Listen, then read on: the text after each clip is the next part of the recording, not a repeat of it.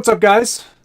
Hopefully everyone can see me just fine. Welcome to the Scale Builders Guild. It's a live build today. Look at this, the bench, the tools. The inevitable cursing is probably going to happen. No audio? Is that just a joke? Please say it's just a joke. Happy holidays. Merry Christmas, everybody. Hope everyone had a nice, safe, happy holidays. I'm doing this slightly out of order. And the only reason I'm doing that is I just wanted to get the shocks done and out of the way, because I absolutely abhor putting shocks together. It's like the worst process, quickly followed by link construction, which is also horrible. So what I'm doing is I'm just kind of getting that out of the way, and then that'll be done, and then we don't have to worry about it any further. So what I've got right now is some associated green slime.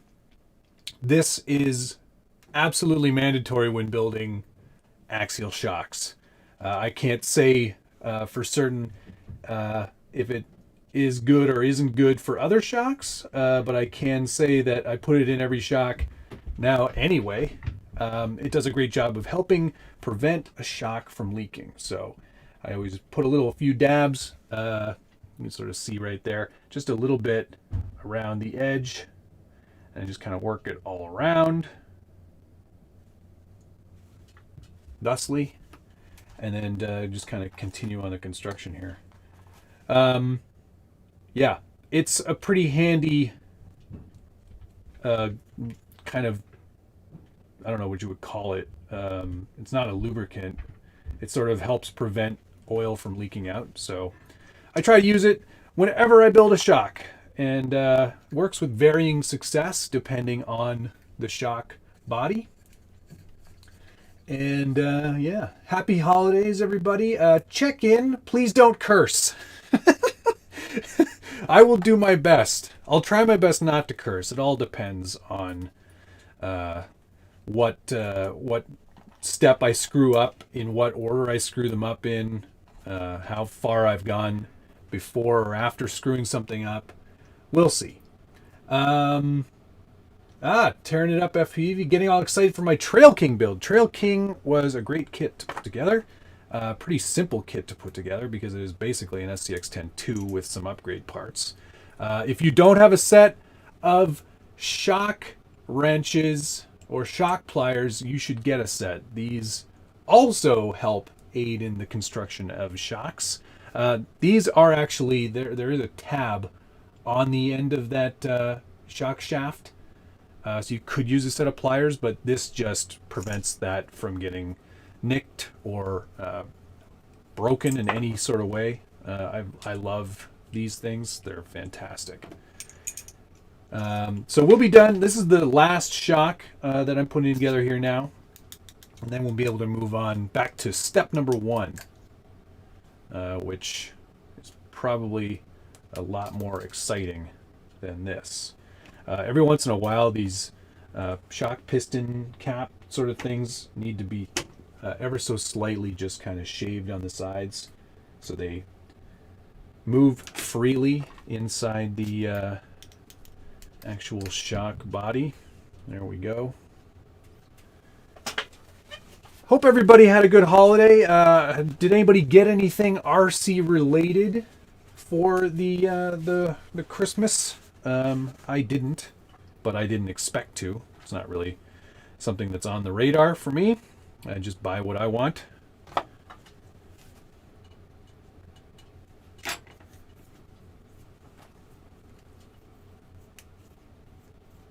Checking in from the UK. Hi, Ted's Tiny Trucks. Just bought me a set of shock tools thanks to you. Right on, Craven Crawl Hobby. That's fantastic. They do come in really handy.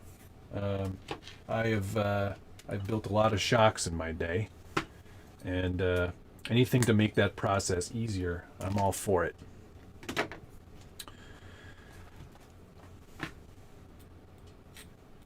The SMT10 kit does have varying shock spring rates. yellow and red.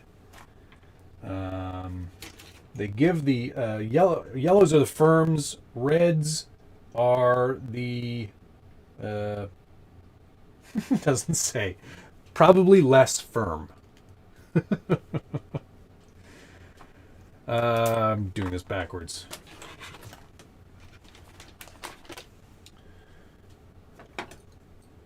We had a good holiday, pretty low key, didn't really do anything or go anywhere or see anybody, which was exactly the way I wanted it. It was perfect.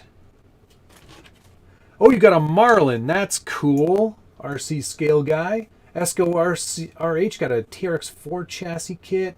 Chainsaw got a Gatekeeper. Brazen got a $100 gift card to your local hobby shop. That's pretty good. Ryan Davis ordered an SCX24 Betty.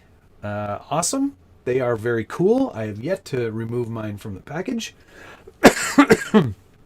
Because, oh, another great tool. The Serba tool. SZCZERBATOOL. You can Google that. There's a guy that prints these and sells them. Shane Serba was the guy that invented it. And he's a well-accomplished builder in his own right. Can't wait to be done these shocks. I will tell you that right now. DX5 Rugged. That's a good radio, Blake. Congratulations on picking that up or getting that from your significant other or family or parents or whatever. I just built my SMT10 Raw Builder's Kit yesterday. Oh, fantastic. You can tell me what I'm going to do wrong. This is my first modern monster truck. I have not succumbed to the monster truck scene, but I'm getting into it now because I also pre-ordered the LMT roller, so that'll be here maybe first or second week of January. We shall see. I am awaiting the order to be fulfilled. You got a Red Cat, cool. I wish I could read that screen name. Big FUT. I got some CF infused filament, so you can print some planes now. That's cool. I'm just doing the shock bleeding sort of thing where you get all the air bubbles out by compressing this up and down very slowly. Joe Mama wants the Capra but also wants the Betty. Well, they are entirely different vehicles, so you could probably get away with getting both. That would be my recommendation. And I put this cap on while the shock is compressed. I find this works best. I put the cap on, and then I tighten this shock cap down as I'm keeping it compressed. And then I let it go. And you get a nice springy shock.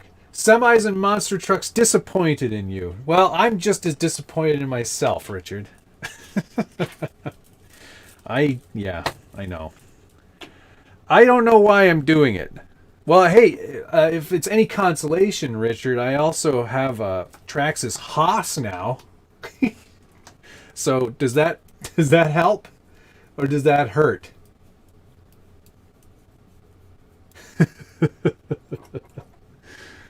Yeah. I don't know. Sometimes it's nice to just go fast and be stupid. I know, Richard, you got an X-Max, so you shouldn't be that disappointed in me. All right, shock's done. Move those over there. Put this on here. The key to any good build is to keep things clean. Don't get a bunch of plastic and junk all over the desk. And for any of you who are wondering what step the shocks are,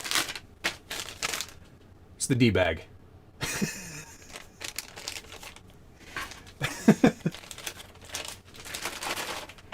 I'm surprised Josh hasn't checked in yet.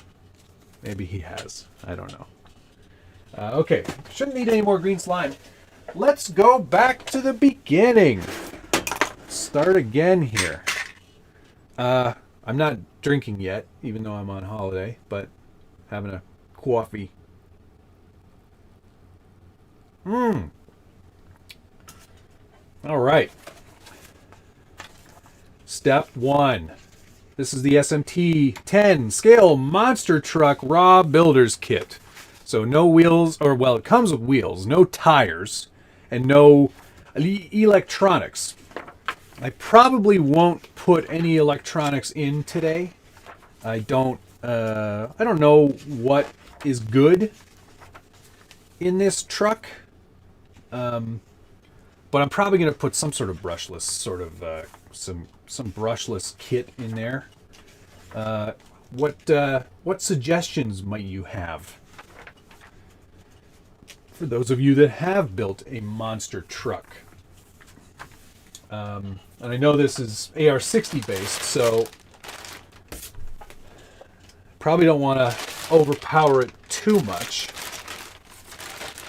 We're going to need bag A, which I don't think is in this bag. Oh, did I? Yes. All right. More gate markers. Fantastic. It looks like they also include some stickers from like there's interior stuff, but then there's also like stuff for the exterior, like taillights or headlights for the grave digger. I don't know. I'm not sure why they include those. All right. Let's get started on plastic bag 1. That's the smallest cup of coffee because it's a what's it called? Espresso. I just drink espresso at home. Open plastic bag 1, bag A. I feel like we're going to be here for a while. And that's okay. I've got nowhere else to be. Today is our, in Canada, it's called Boxing Day. And I think they also have that in the UK as well. The Boxing Day is sort of like the day where you can go to the stores and get super crazy deals like Black Friday. Thanks, Nick. Happy Boxing Day to you too, sir. I was looking at a new television. I don't know that I need a television per se. I have a TV, but I was kind of looking at maybe getting something a little bit bigger, some newer features, because I found out I can hook up my PC to a television, and I'm getting some pretty bad banding, like tearing, because my current TV's refresh rate isn't high enough for the modern video games. But I don't know. I'm not sure I need to spend the money. I'll just hold on to it.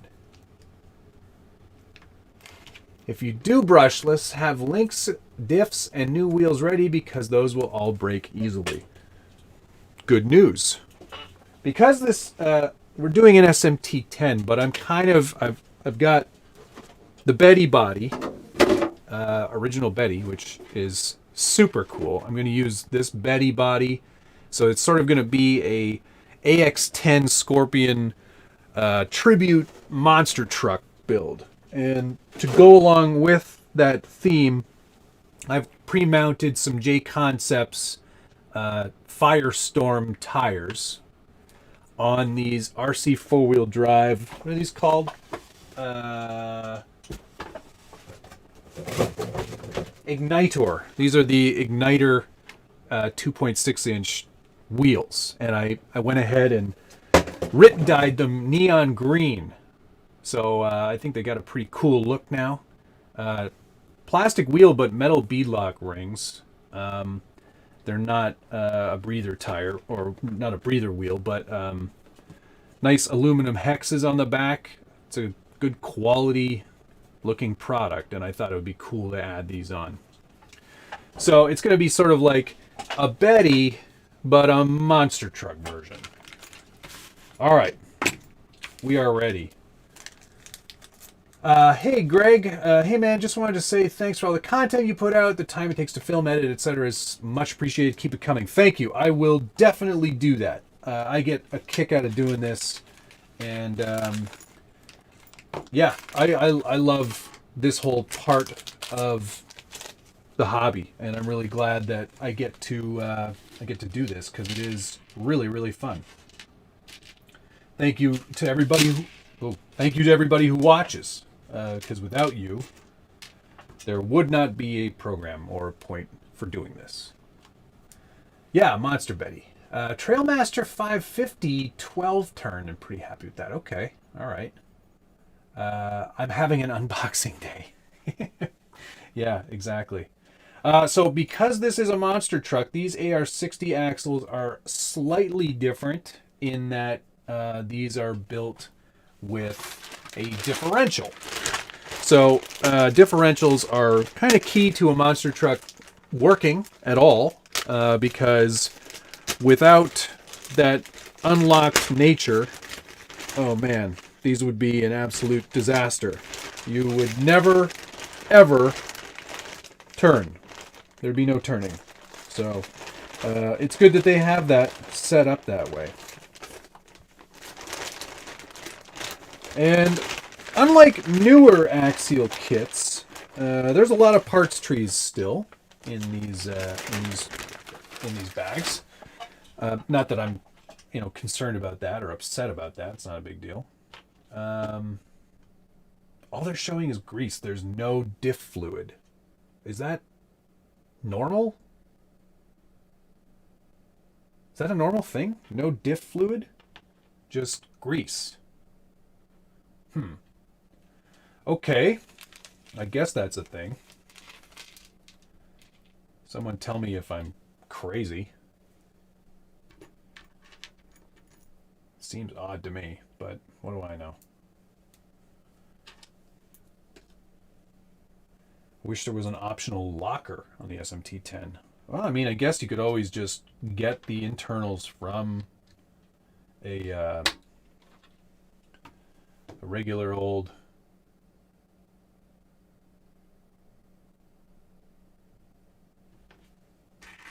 This is an odd diff, I must say. He's just... Oh, I see. Okay, never mind.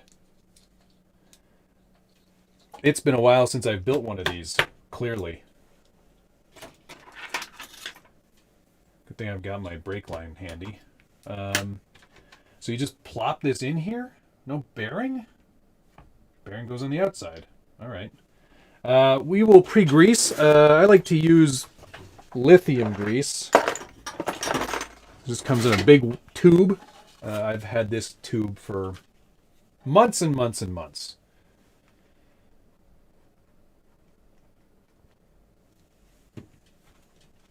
Mine just had grease. Seems to be doing fine. Put the locker in the center, though. Okay.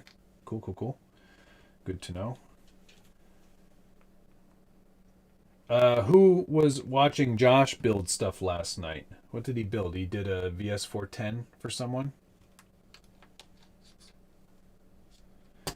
What 70mm scale shocks do I recommend? I don't know that I have a 70mm that I'd reco.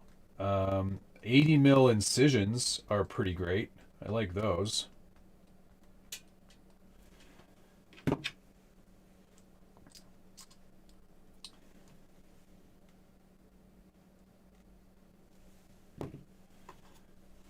So far, so good on this. There we go. And I'm still using my Dewalt gyro. This thing is awesome. It's not quite as noisy as Josh's for some reason. His is a quieter one. They're not showing any thread lock on these because it's going into plastic. But you know what I did? I changed my tips out. I had some Reefs tips on there, and they were pretty great, but I had basically run them into the ground. So now I've put some Traxxas tips on here, and these are nice and fresh. Seem to be working pretty well. Any time there's like 4 screws, I always try to do the diagonal pattern. I'm sure it's not necessary. It's not like I'm like crazy torquing these or anything, but I do like to go like 1, 2,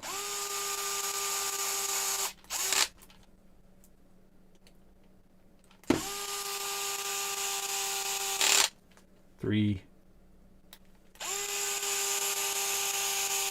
4. Oh, we put a Pro together for Dale. Oh, that's cool. That's nice. Lots of big bearings included. They go on either side, just like that. Saw me in the chat. Yes, I popped in at the very end. I was making a breakfast casserole because it was already like close to midnight at home. I was like, I just want to have a nice baked breakfast casserole. Division 22 90mm shock I'd recommend would be the Incisions as well. Those are amazing shocks. Probably my favorite. Pro lines are also really good too. They're scale shock. Hi VIP XJ1 from New Zealand. Thanks for checking in. Hope you had a great holiday. It's already Sunday for you, I presume. Of all the greases, Tamiya grease is very good as well. Yes, I would definitely recommend that grease. This lithium grease is just, it was dirt cheap. I think it was like $8, and I'll never have to replace, well, not for a very long time will I have to replace this. So for me, it just made good value sense. It's been a while since I put together an axial kit. I think the last one I did was the SCX10-3. Is that right? I don't know. Can't remember. I think that's probably accurate. Oops. Come on.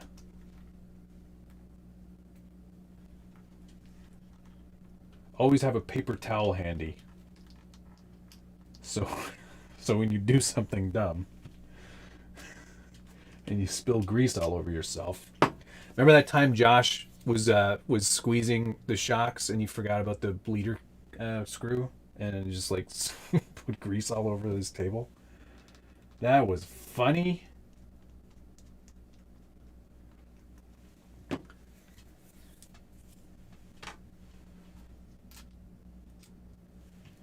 These going together like butter. Do you guys like this 2-camera format where you still see me, but you also see a good portion of the desk? Or would you prefer to not see my face? What's a breakfast casserole? Well, imagine, if you will, Highway to Hell, all the things that you love about breakfast. So there was some ham, there was cheese, there was also tater tots and eggs. Lots of eggs. I seasoned them with some ground mustard seed, salt and pepper, and some parsley, and fired like all of that into the oven in a casserole dish. Jeff, I still have my UDR. It's just it's sitting underneath 3 other trucks. Yeah, what was the last live build that I did? Yeah, that's true, the big FUT. I jumped into the stream and then it was over. Yeah, Scale Guy. Cooking with the Scale Builders Guild. We'll call it the Scale Cookers Guild. Yeah, that's exactly what it is, Darwin. Exactly the same thing. And man, is it good. Oh, golly. In fact, I might even have some more before the day is out. Just assembling the output shafts now with everyone's favorite E-clips. I don't think they're anyone's favorite, if I'm honest. Man, it's so fiddly. And they're so hard to put on because the output shaft here, like the actual gear, is tapered inwards. So if you don't get this just right, they're gonna go flying. Yeah, Such an odd way to put these together. I don't like it. And that's never coming off, ever. So I hope you wanted it on there.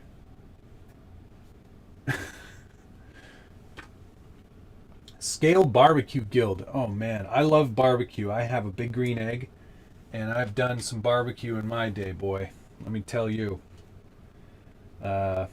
Brisket, ribs, chicken wings, chicken thighs.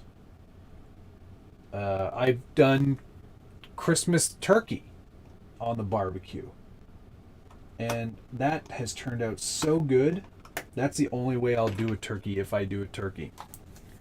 It's not my favorite. It's not my favorite thing at a holiday.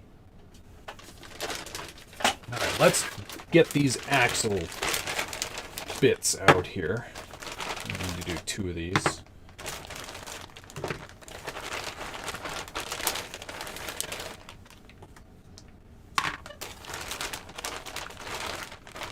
This is going very well so far, I think.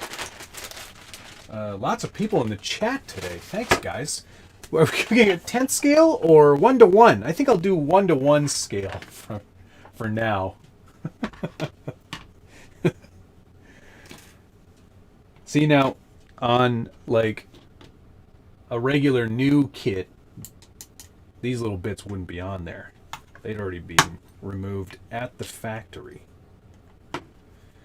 I'm hoping we get through a majority of this kit today. I've got a few hours to kill, so let's see how far we get, huh? Thanks everybody for coming in and hanging out with me. I remember somebody saying they wish that the bearing size on the inside of these AR-60s was larger. I can't say I've ever had any trouble with that, if I'm honest. It's been a long time since I built an AR-60. Bomber, I think, was the last time I built an AR-60 axle. All right. I'm going to pop this in now. That doesn't sound right. There we go. That's better. Still have the nice bearing retainer clips, which I think is a nice piece. That was something that came along. Did Vanquish do that first? Or was that an SCX-10-2 thing? And it was built into the diff cover.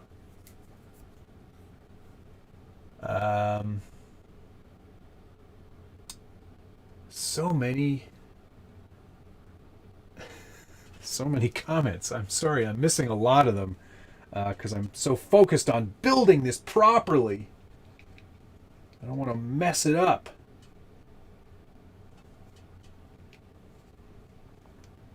I'm going to do a good job for you guys. Show that I'm just as capable at building in real time.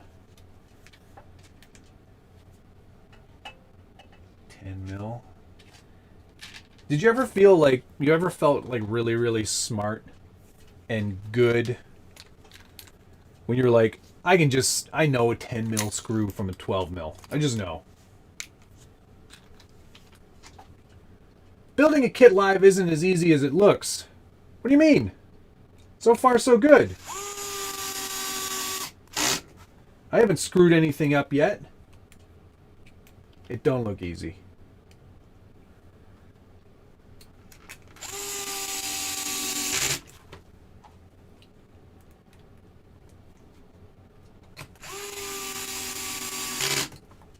I think I'm doing a good job so far. It's easy if you don't have any subscribers. Nobody watches you. I did a great job.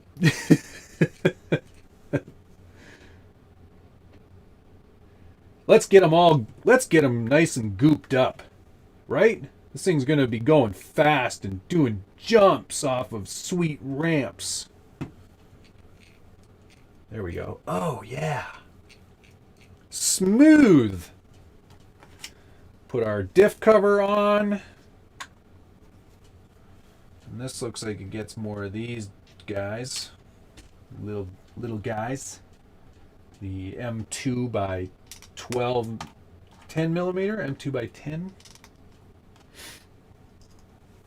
The slowest part is switching driver bits. I should get another one of these, right?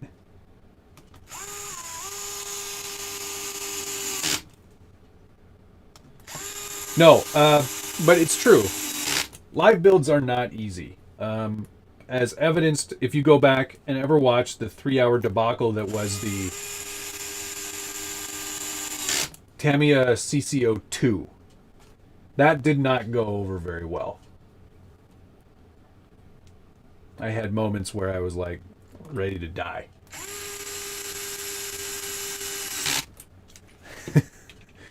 All right. Still spinning freely, which is always a good sign. Let's keep working on the front here, because that's what the steps say to do. I should say being entertaining in building a kit isn't as easy as it looks. Oh, ouch.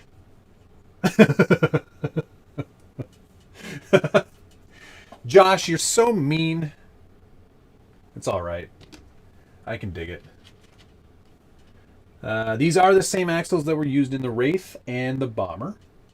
No different whatsoever. The diff covers might be slightly different. I think they may have updated them to have more axial branding. But otherwise, they're the same.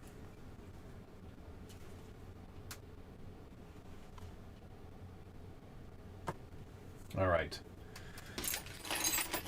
Let's get to the fun part. We need the C-hubs. Is this the C-hub or the knuckle? This is the knuckle. I don't remember which one's which. The C-hub is the one that goes on the outside.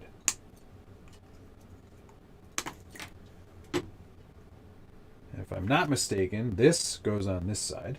And because you can decide for yourself how much thing you want. Wait a second.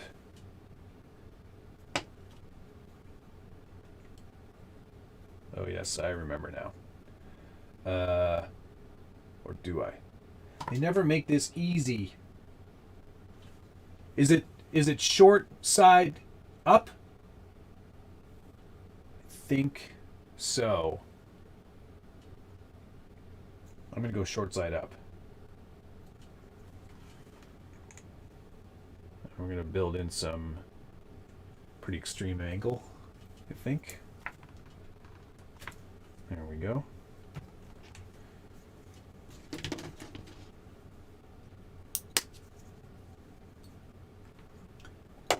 Josh is more popular because he wears kids' carpet as a shirt. Yes, he does. Yes, he does indeed. There we go. That's going together quite nicely. Dog bones. Oh, brother. Gross. That does not enthuse me.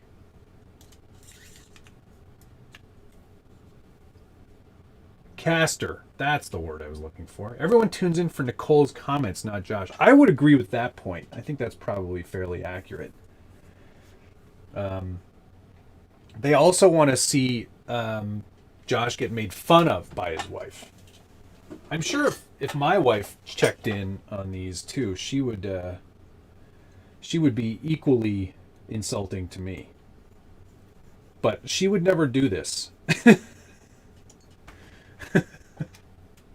Ever. She did check in late last on what night was it? On Wednesday. She said Merry Christmas to Josh, and then that was it. Josh will never fix that shelf. That shelf is it's always going to be that way. Where does this one go? They must have changed the... Oh, up top. No. It says it goes...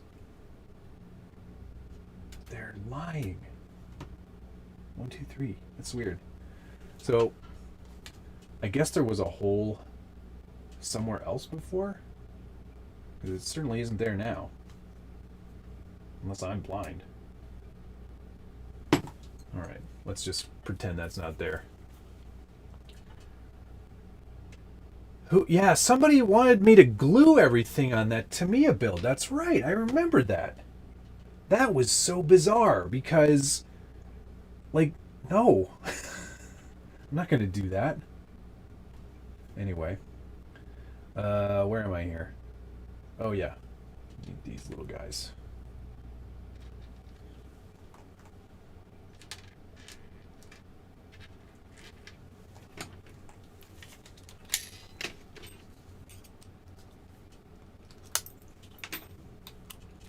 Yeah, it says it's on the, it's not on the bottom though. Unless I built this upside down, which I didn't. It's not on the bottom. I already did the bottom one. There's a bottom one and then this one, but I don't see any other ones. Oh, maybe on the top. No, because that's where the thing goes. Yeah, I wish this was a snap together kit. Anyway, let's get these C-hubs on here, or knuckles, sorry, knuckles. I don't over torque those. I just screw them down enough so they're on there. Bottom axle shaft then.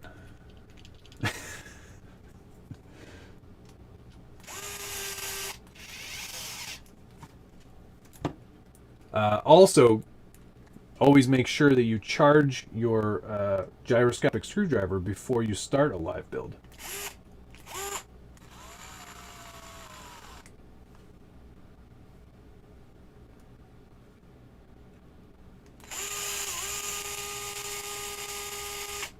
Oops.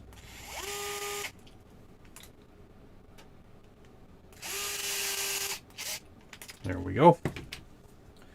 Okay. Next step. We're going to get through this page in no time.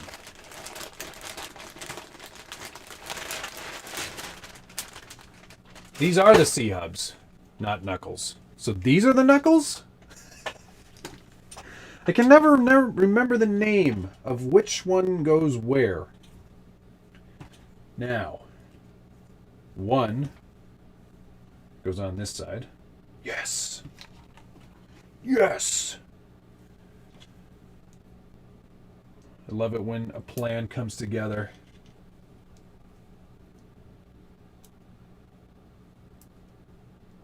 Josh is not going to join in on Skype today, I don't think. I don't think we'll be seeing him today on Skype.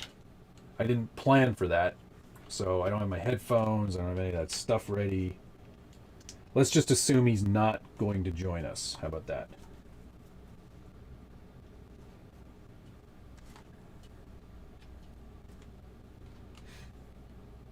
Which is fine. I don't need Josh. I don't need Josh. I don't need Josh. I don't need anything. Well, I need this. I need these. I need some of those. I need this football game. So, oh boy. So old school to use dog bones. Feels so dirty. Where are my XVDs?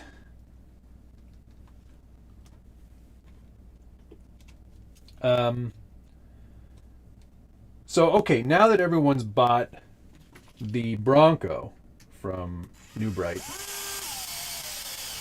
what do we think the next big body is going to be? What do you think the next one is going to be that's going to be like the must-have RC body?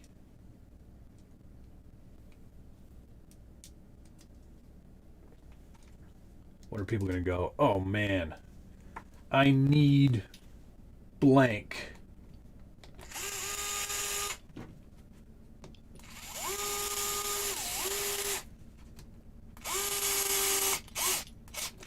I always leave a little bit of play in those as well, just so there's lots of free movement. Oh, crud. I knew I did that wrong.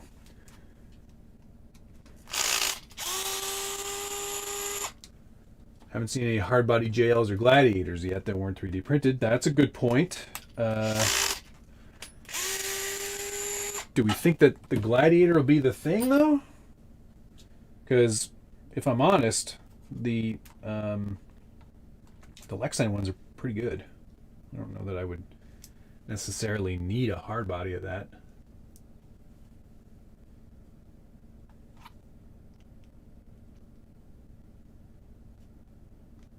There you are. What? That's upside down. There we go. I'm still waiting for Turks and Jerps to build one of those big 6-scale New Bright Silverados.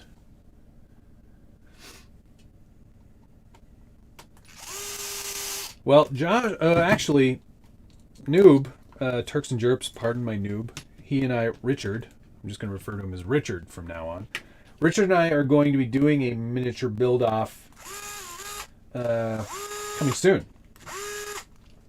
Maybe even by mid-January. I'm hoping to get started on that. We're going to do a CUCV build-off together.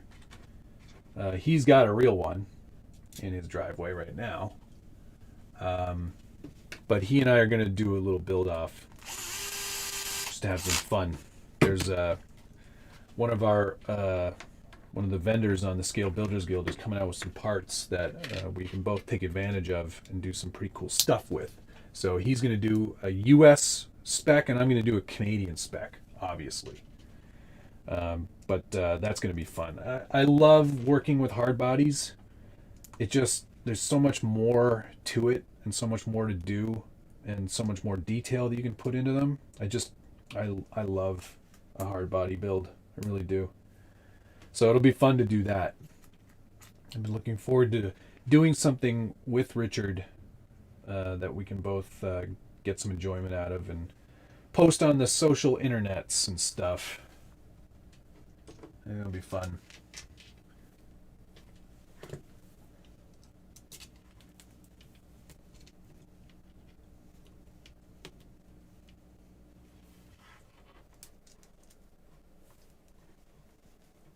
Not the Cybertruck. Oh, actually, you know what? Speaking of Broncos, I saw my first baby Bronco on the road yesterday. You know, the one that's basically an Escape, just sort of kind of looks like a Bronco. There we go. Nice. That's all done. Front axle complete. Nice and diffy. Yeah, no, mine will be in kilometers and Noob's will be in miles per hour. Yeah, mine will be in hectares per liter of kerosene. Okay, still on the front axle, just adding some supports here.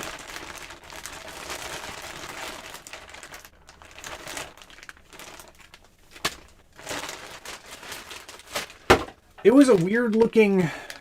I didn't like it. I did not like the look of the Baby Blazer or Baby Bronco at all. I was like, bleh, this is ugly. I can see where it sort of fits in the market, though. It's one of those types of trucks that, or SUVs that people want. Like, they want to have an SUV, but they don't want a full-blown solid rear axle off-road style truck like the full Bronco is.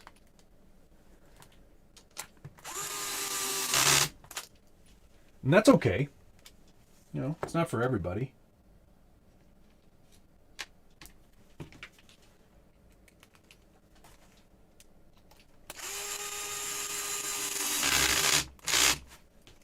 Torque it up, baby. There we go. Now to put on the link mounts. Does this truck, I don't remember, it doesn't have links, right? It's all what are they called? You know what I'm trying to say. What the gatekeeper has. You know, the gatekeeper has those things. Oh, the new Blazer. That was a waste. Entirely. What an absolute waste of a name. Putting that thing with that badge on it. I was so disappointed.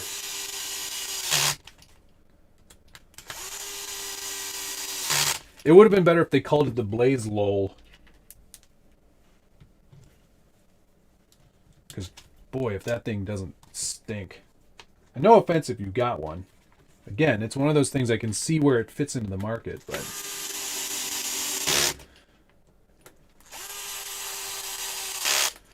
All right. Front axle complete. We're rocking and rolling, baby. Let's do the back axle now. These are always a lot easier, right? Bleep, bloop, bleep. I've lost a part. Oh, there it is.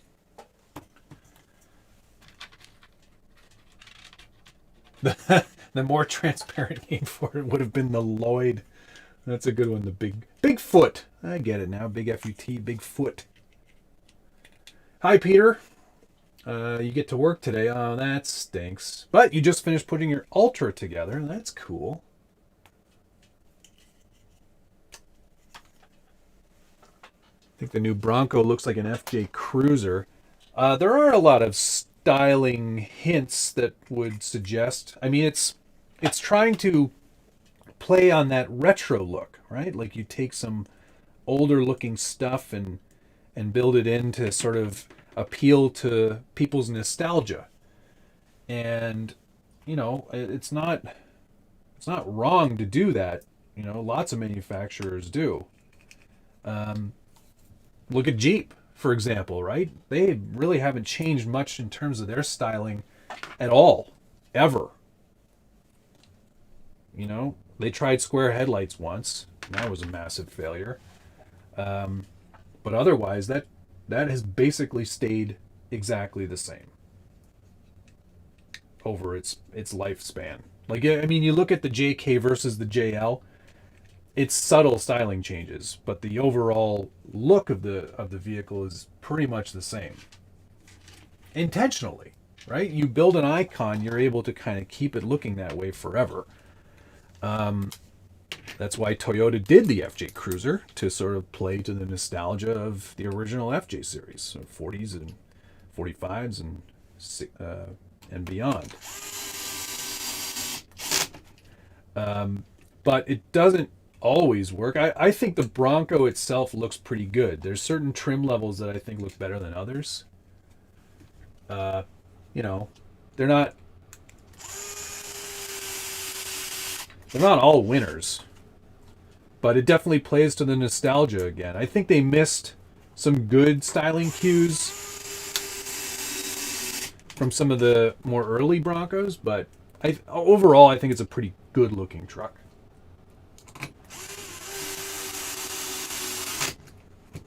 Okay.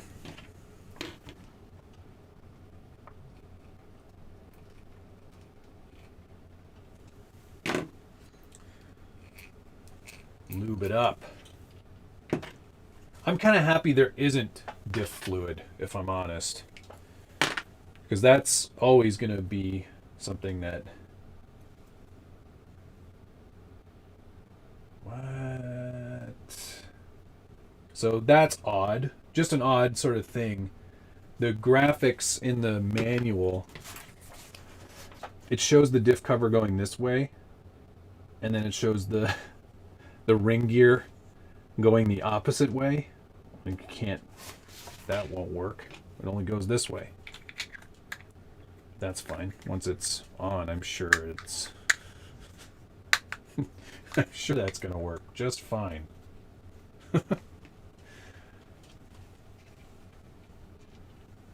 Bronco's not fully independent. It does have a solid rear axle.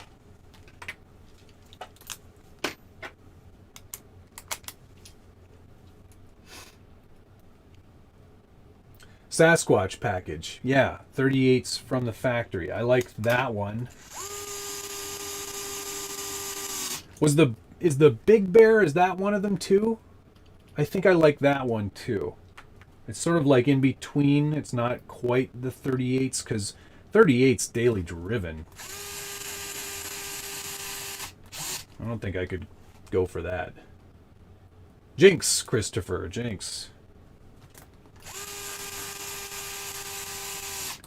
It's not, okay, you know what though? Out of all the new kind of re-releases or nostalgia style releases of trucks lately, the one that I think, after the Blazer, the one that I think is messed up entirely is the Defender.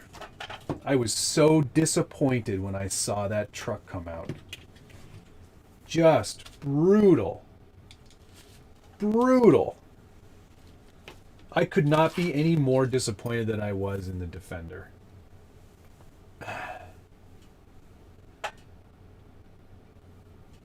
Yeah. Really, really disappointing. They had so much potential to make that truck amazing. And they blew it. It doesn't even look like a Defender. There's nothing in it that makes me go, "Oh yeah, totally. That's a Defender." No, it isn't. Not even close.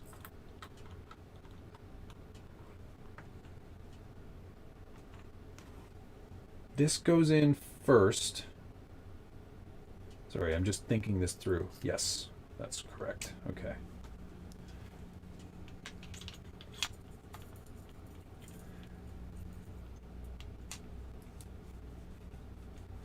FJ was far more capable off-road than a stock CJ, coming from a CJ owner with a Ford 302 swap. Okay, yeah, I can't comment. I don't own either of them. I'd love to have an old FJ. Maybe like a nice Icon FJ. If anyone's looking to buy me a present, a belated Christmas present, you can get me an Icon FJ Cruiser. I'm sure there's a rich weirdo out there that's looking to blow $80,000 or $90,000 on a truck for some stranger on the internet.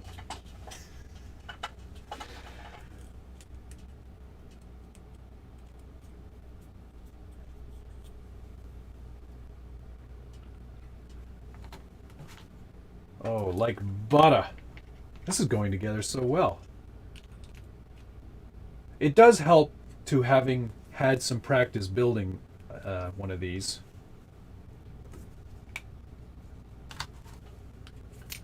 Oops.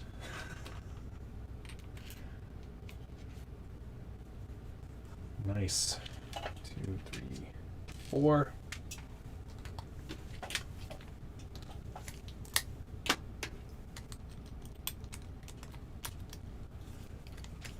Does anyone know how nice the Killer Body's LC70 body is? It's nice. It's small, though. It is a true 10th scale. It does not scale up very well. And if you've seen them on like a TRX4 or even an SCX10-2, there's not a lot of tuck unless you run a super negative offset. Yeah, it's a small body, and I think that was my biggest complaint with it.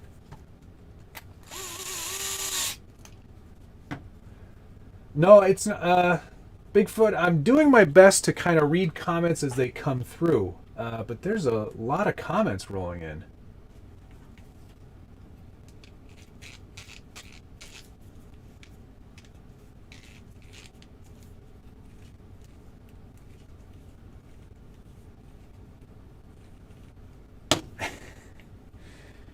All right, that's feeling a little crunchy in there.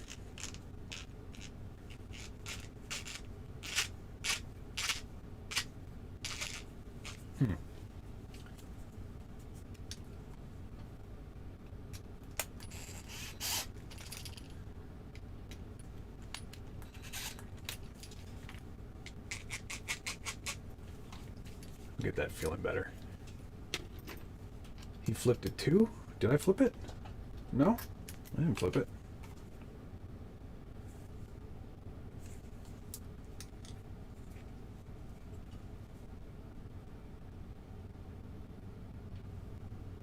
I'm doing it as per the instructions, so we'll just have to see here.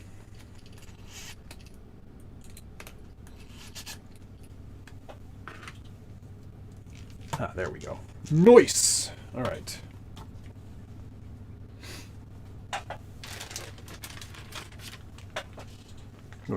This is an odd bag. This came in this bag. I must have ran out of Ziplocs at the factory. Oh, don't lose those. You'll need those.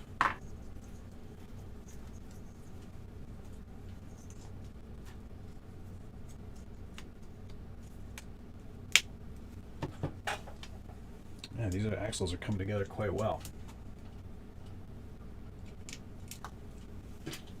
So, okay, now that the new year is very close, anybody got any resolutions for the tiny truck world? Is there anything you're going to do differently?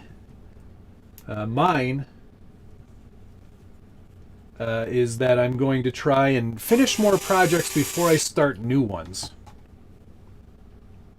I don't know how well I'm going to do with that, but I'm going to try. Finish projects before I move on to new ones. Let's see how that goes anyway. Yes, Maximilius the Camelius. This driver is adjustable on the torque rating, so you can go from very low to extremely high. I generally keep it around 5 or 7 for a truck like this. I don't like to over torque, and I don't like stripping stuff, especially plastic that cannot be unstripped. So I'm usually pretty careful about that. Get out more and drive them. That's a great one, Travis. Getting into Class 1 more. Yes. Matthew, no, this is not a new kit. It's an SMT10 Raw Builder's kit. And I'm just getting to it. I've had it sitting here for months. And I'm finally getting around to building something with it. I'm doing a sort of a AX10 B17 Betty tribute monster truck. That's the plan, anyway. I have the body. I have these cool wheels and tires. I'm going to have some fun with it. Reggie's got a good one too. Figure out how to operate my Canon and my RCs at the same time. Yes, definitely a skill. I spend most of my time driving one-handed. I've got my controller in one hand with the thumb stick or wheel on there as well, so I can, maneuver and accelerate. And then, no, Axial logo is not upside down. It's perfect, just as it should be. Same on the front. See? They have to be opposite, otherwise they would spin the same way. And then, yeah, not the driving. Okay, so then with the camera, I've got my little camera, this one. I've got that one mounted on my Zhiyun Crane gimbal, and I have a longer extension pole on the top of that, and I use that one-handed as well, and I kind of I walk around the truck and move around the truck, so one hand driving, one hand filming. It does take some practice, I will tell you that much. But it's fun. I really enjoy filming. The driving videos, they don't tend to get a lot of attention for the amount of effort that they require in terms of the actual production of them. But I really enjoy doing them. I get such satisfaction out of just driving around in the woods by myself. And when I see people, I'm always like, don't look at me. I am normal.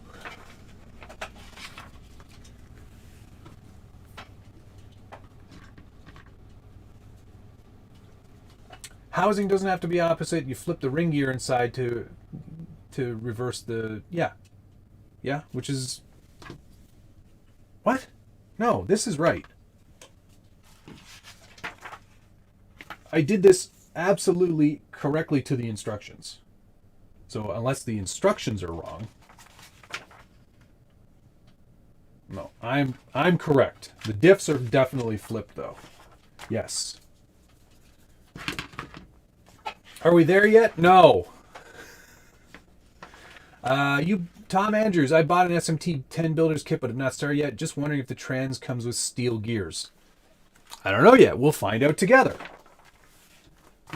I'm on to bag B now.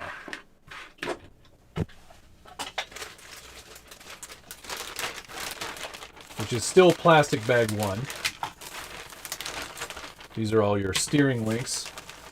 You would think, I'm just putting this out there, Axial, you would think buying the builder's kit, or the raw builder's kit, they would give you a not plastic drag link or steering link. But no, they are plastic. Womp womp. That's okay. I'm not going to be driving this thing hard. That's what the LMT is for when that arrives. That thing's going to get driven. I'm going to beat on it. Beat the snot out of it. 'Cause that's what you do. That is, you know what? Despite it being plastic, it is a lot beefier than the standard that would have come on the Wraith or the Bomber. Made to look like it's got some sort of hydraulic sort of thingy going on. Yeah, this does feel strong. I'm impressed with how much more beef they put into that. No, yeah, totally, Dave. I felt for a second there like I was doing it backwards, but no, it seems like that is all accurate and good. We're good, so great.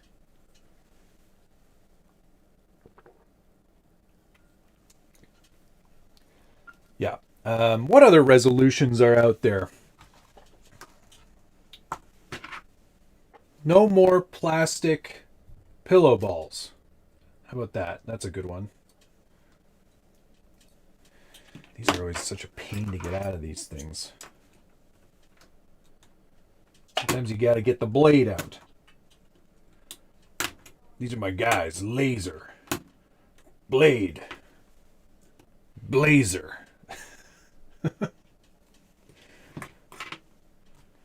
Now on every single one of these there is a slightly wider end.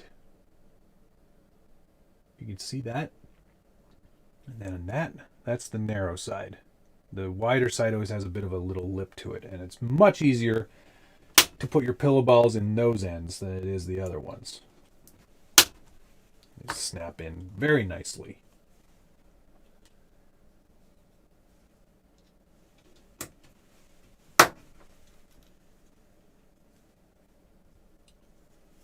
So far, so good. Right. Where's bag B? I'm kind of sad that I already did the D bag. Yeah, pillow balls. What do you guys call them? Are they not called pillow balls? Like touch wood? No, I think it's an actual thing, isn't it? Now I feel like I'm going crazy.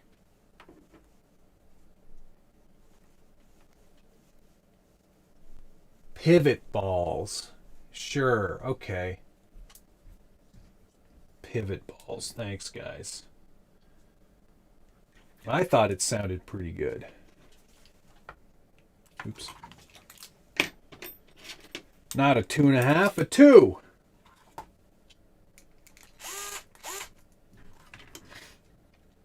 And then this goes in there. And then this goes on the front axle. And what do we need here? 18 mil, which are the longer ones.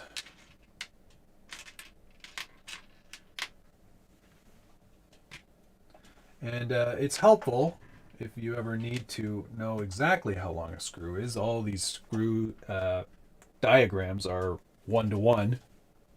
They're your 1-to-1 daily screws, so there should be no confusion about which size you need. If you are not at the level of me, where you can just look at a screw and know,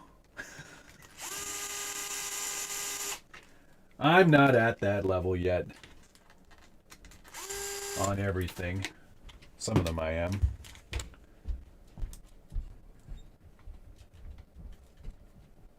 I can't wait to see the monster truck part of this. It's all done being a monster truck. That's going to be great. See, these T-wrenches are useful.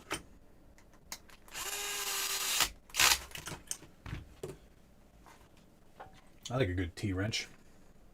Are my squares SAE or metric? Brett, they're, I think they're, what is America? They're the American squares. They're in inches. Is that SAE? I'm so good at guessing the length of a screw, I get it wrong every time.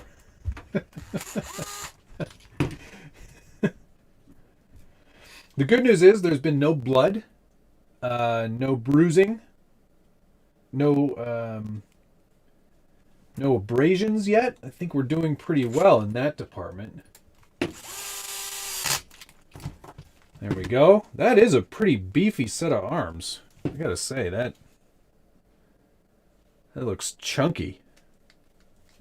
Look at all that steering. Cool. All right. What's next? Sock it to me. Let me put this grease away for now. I don't think we'll need it.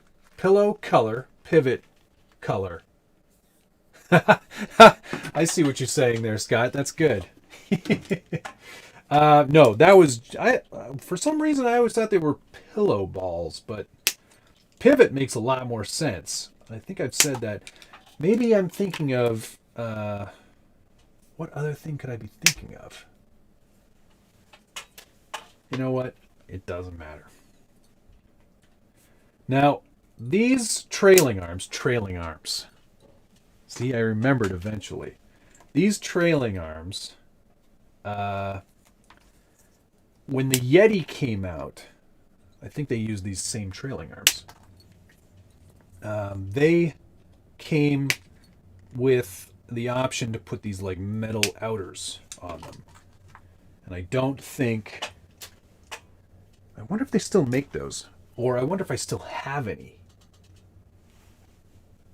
I probably do. I tend to hang on to my weird stuff that for trucks that don't exist anymore. I've got a lot of Yeti parts squirreled away somewhere. I think I was keeping them because some of them were interchangeable with the EXO, and I had a brand new, never used EXO.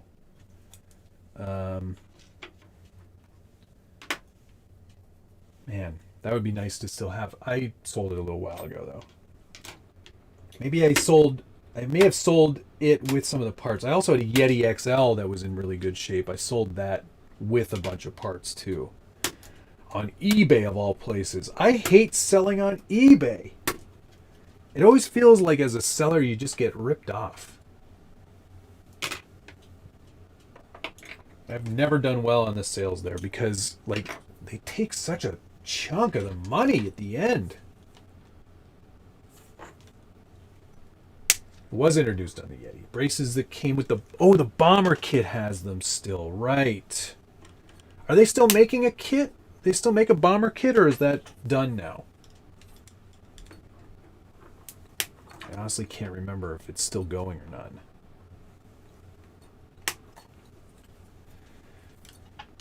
Bomber kit, though, baby. I've got some metal trailing arms from, I think they're from JEC, actually. and they were Cerakoted blue for me. Man, that thing, I love my bomber. Thing's had a lot of kilometers on it. All right. Let's build some of these guys.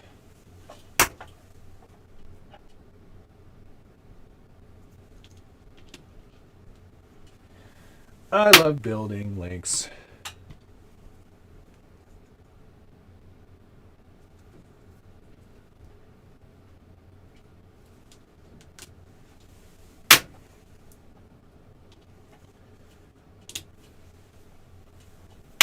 Just RTR now. What a bummer. That was a good kit to build. Hopefully that comes back. Or maybe it won't. Like maybe with Horizon kind of pulling the strings. I wonder if Axial is just gonna, like, the Lozi laser nut is gonna take over from the bomber. I mean, the bomber being straight axle definitely gives it some unique characteristics. I hope that sticks around. I like that. I like that truck a lot. Oh, large items or lots to make your money. Okay. On eBay. Well, I am gonna, that was the other thing that I was gonna do this year, was sell off some stuff, because I've got far too many things taking up space in the workshop. I've got some big lots of like bodies and other stuff that I think could be popular, could prove to sell quite well. So something to keep in mind. Keep your eyes on the skis. I need more pivot balls. I need 4 more pivot balls.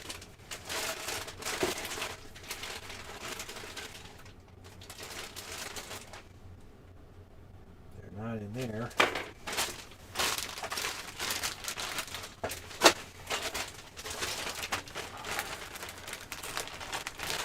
Here's some more. Dave Racine. Friend of mine sold a PS4 on eBay. Buyer said he received it broken. Lie. Requested a refund through direct bank transfer. Dumb friend agreed. Refunded. Then buyer asked eBay for it. Wow, that sucks. Oh, there is the 1.9 bomber kit. Is there? No, is there? I think that's just RTR as well. I could be wrong, but I think it's just an RTR. Although that would be a good kit. I would buy that one. Because I don't have the Wraith or a 1.0. 1.0. I'm sorry. I'm thinking of the Wraith 1.9. But a 1.9 bomber, that's basically, I don't know if I agree with that. I don't think I'd see that as a product. I don't think there'd be much market. I mean, the Capra is overgeared as it is. And with straight axles on that, that's a good truck.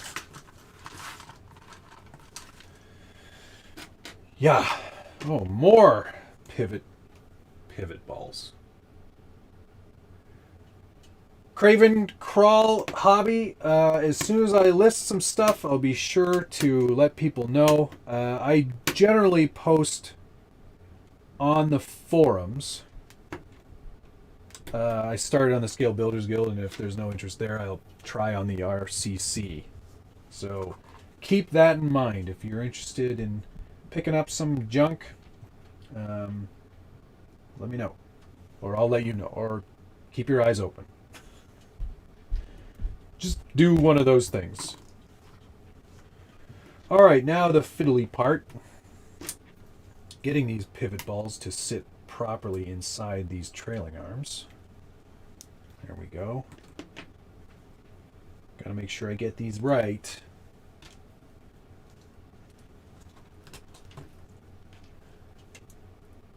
Any must-do upgrades to the Capra? I did a bunch. I did a whole video series on making the Capra really good. It mostly involves removing most of the stuff on the Capra. Like, for example, what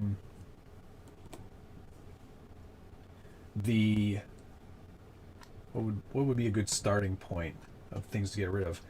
The transmission I replaced with a standard Axial 3 gear and a dig kit from UC Fab and Vanquish. The VP dig unit with a relocation bracket for the dig servo, courtesy of UC Fab. And the point of all of that is the gearing in the stock Capra transmission is really, really high. It's way over geared for it to be a good crawler. So putting a standard 3 gear in there gets it back to a reasonable amount of low end. People are actually like burning motors up, apparently. Hi Wes, thanks for checking in, pal.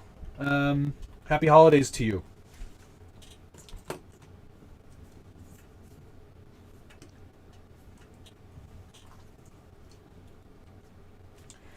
So yeah, that's a good place to start, for sure. If you want to like set it up to be a crawler, or even more capable than it is, that's what I would do. I also swapped out the portal gears or portal axles for a set of Curry F9s from Vanquish because I like the narrower look. I thought it was like really kind of overly wide in comparison to the body, or the cage anyway. And yeah, that's about all the changes I think I made. I added some, cosmetic stuff and put in a cool tiltometer screen from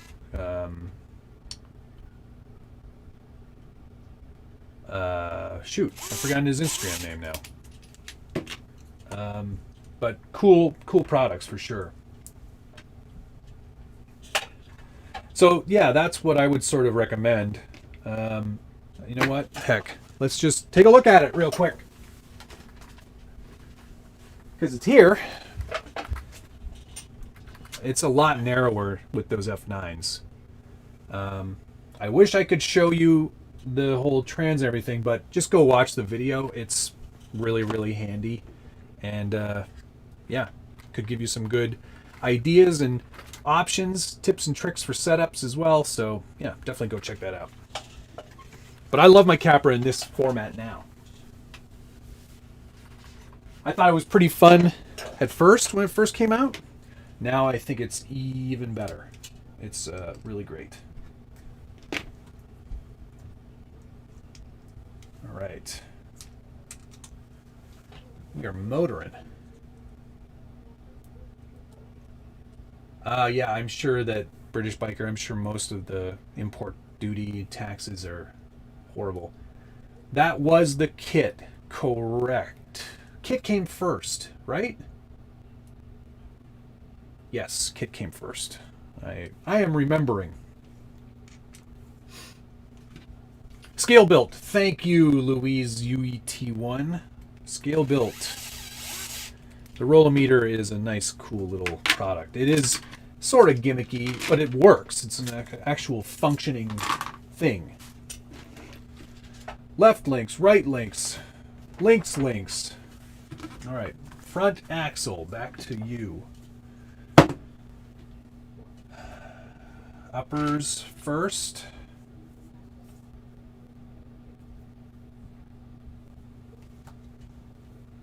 Gonna be this one and this one, I believe. Mm-hmm.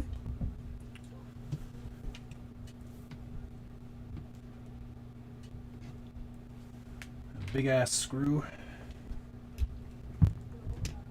A bolt.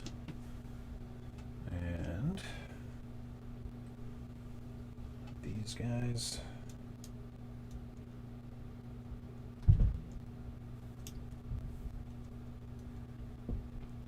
Brad, no, I've never messed with the BRX01.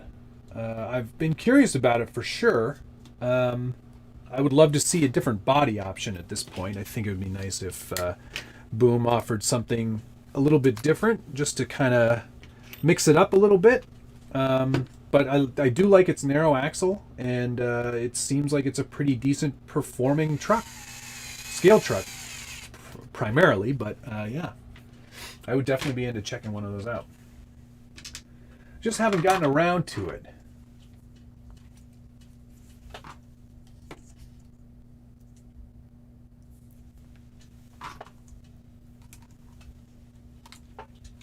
Now, where do they want these? Very bottom.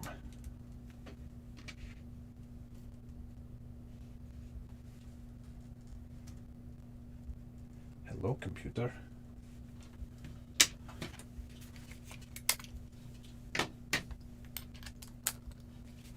"50 degrees? That sounds like perfect outdoor weather." Different body for the TRX6. That would also be cool to see Traxxas do that.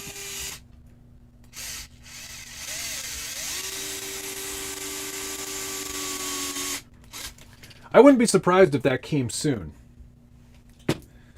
Give it another like 6 months or so. I wouldn't be surprised if we saw another option for a body on the TRX6.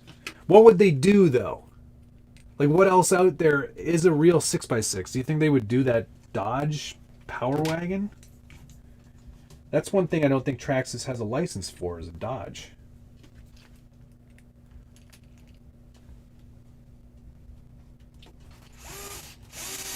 I got to get on that Haas project now too.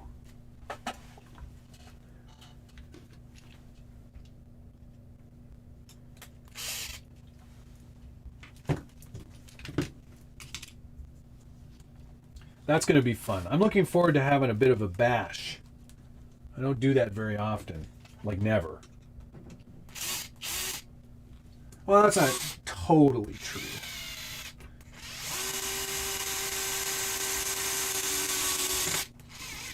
The UDR counts as a basher. The Lozy Laser Nut, that counts as a basher, I guess. Now for the rear. And the same thing with these. There we go.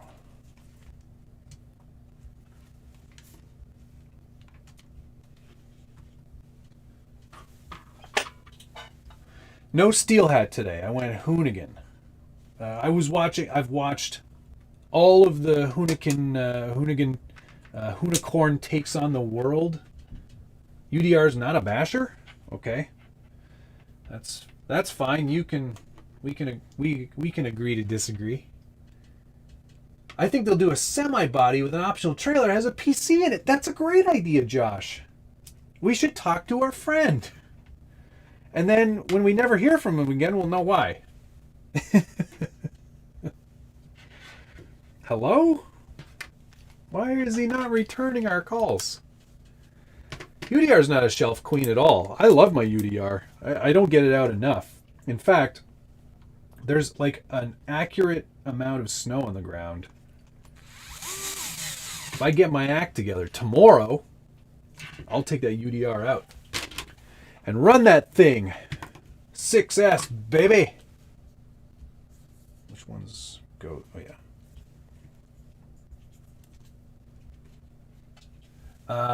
Yeah. I like the UDR. I think I like the SBR 2.0 better. And I have yet to try Mojave. So maybe that's next. Oh, hit the like button, boy!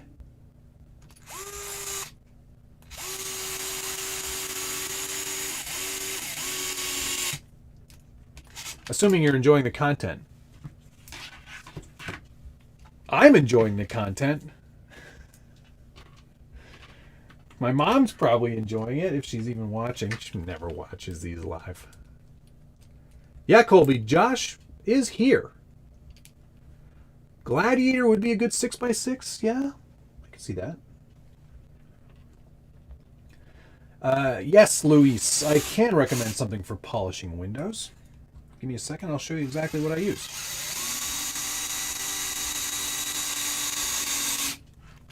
Boom! Links are done. All right, what I use for polishing windows is the Novus 3-part system. Comes in 1, 2, and 3 different polishing compounds.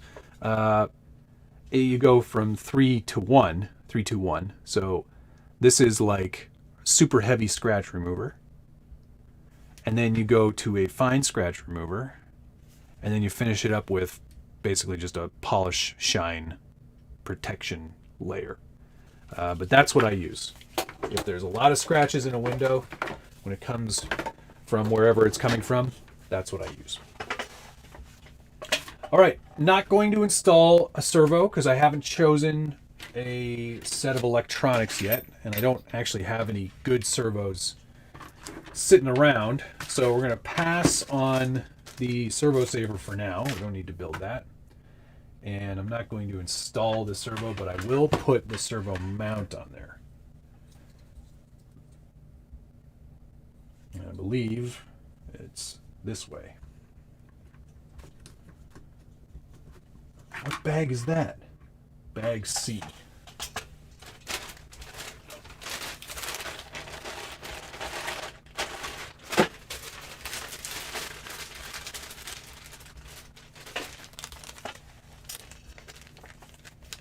Three bottles, that's why they call it a 3-part. Don't get smart with me, Josh. It doesn't work for you. Alright, so we'll keep the servo saver junk in bag C, and I'll put that back in the box. And I only need 2 screws out of this for now, which are the 10 mil. Which are these 2 right here. Then I will put that back in bag B, and we'll worry about the servo saver parts later. Thank you, Dean. Hey, good to see you. Happy holidays. Merry Christmas. Yeah, I'll definitely, I might take you up on that. Thanks for the offer.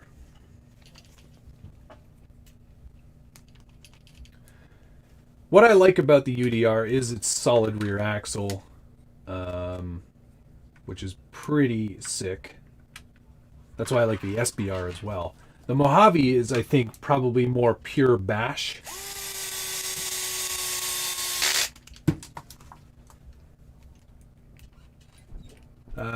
Blake Terzini, do you think we'll see a wider range of Spectrum Smart ESCs soon?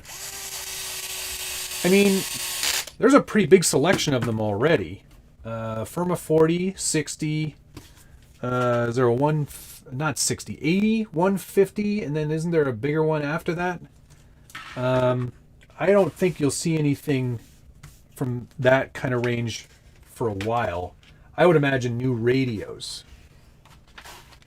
Hey, it's the shocks, and oh, they're done. Man, that was hard. I don't like building shocks. That's why I did them in advance, to save you all from watching me build shocks. Nobody wants to see that. And it saves so much time for right now, we can just focus on getting the build done. I do like the body of the UDR over the SBR. I think it's a better looking truck. But the SBR is just so big.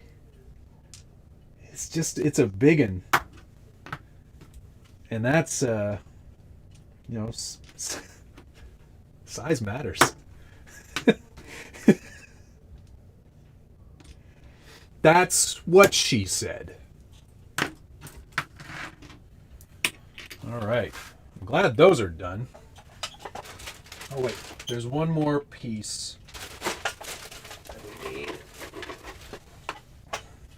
More pivot balls, but these are the top shock pivot balls, which are slightly different. They're wider. All right. Need those in a mow. Do these pop in, or do they just kind of? No, they just sit in. Colby, I don't know if full builds will become a standard thing. I don't see myself being able to do this a lot. It was just like, it was a holiday weekend for me. I have other work to do, but I was like, I'm gonna make a commitment to making this a real thing. Oh yeah, Reggie took out the element already. I'm gonna change mine. I think I'm gonna go full independent front and rear. I'm really excited. I saw someone, Jens Cole, posted it on the element page, and I was like, dude, that looks great. Where's my D-bag? Did I already go through all those elements? Hang on. There we go. That's what I needed.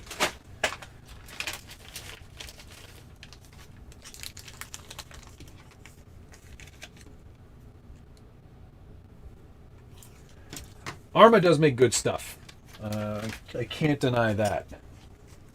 They make some pretty killer vehicles. I love the Felony.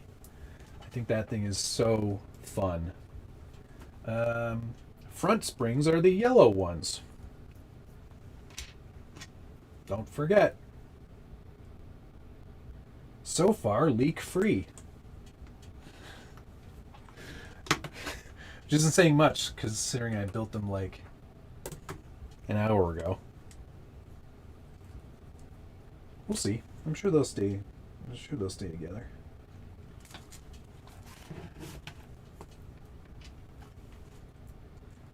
Yeah.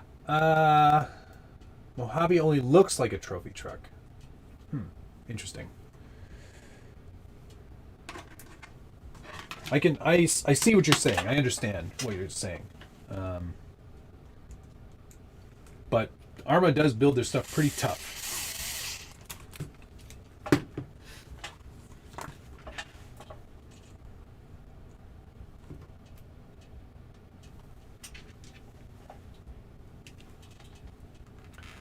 Coke or Pepsi? I don't really drink either. I'm not much for soda. I certainly don't like caffeinated soda. And if I drink anything, it's going to be like a carbonated water, like a bubbly. I spend my calories elsewhere. If there's popcorn, I can't say no. I cannot stop eating popcorn. I have a real problem. I love it. Whether it's like a flavored or just like movie theater or cheese corn or Chicago mix, doesn't matter. Yes, British biker, there is a Discord. You can just search Scale Builders Guild on there. No, Josh, I drink plenty of caffeine. I just like my caffeine in the coffee or tea format. I don't like it in a cola format. If I drink a soda, it's going to be a root beer or a ginger beer. Not a cola. Not much of a cola guy. BRX01 shocks leak more than my granddad in Depends. Ouch. I mean, I guess it's every shock eventually will leak. Maybe the Element ones won't. I haven't seen those leak yet.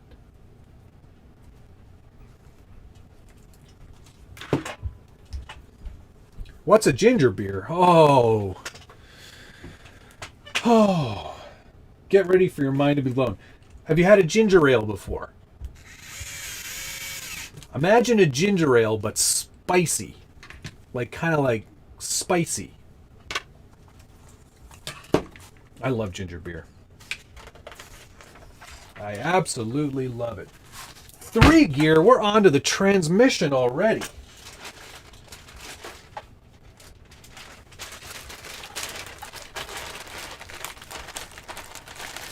We are just motoring through this one.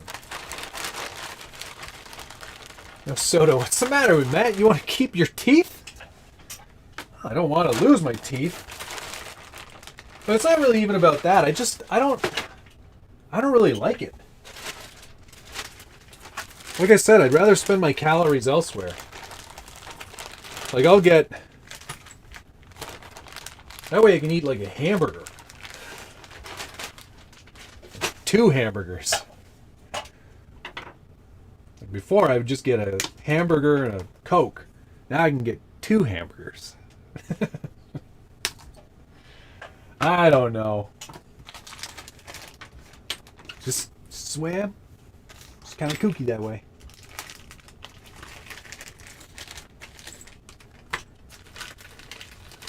Ginger beer is made from real gingers. I don't think that it is. Could be wrong.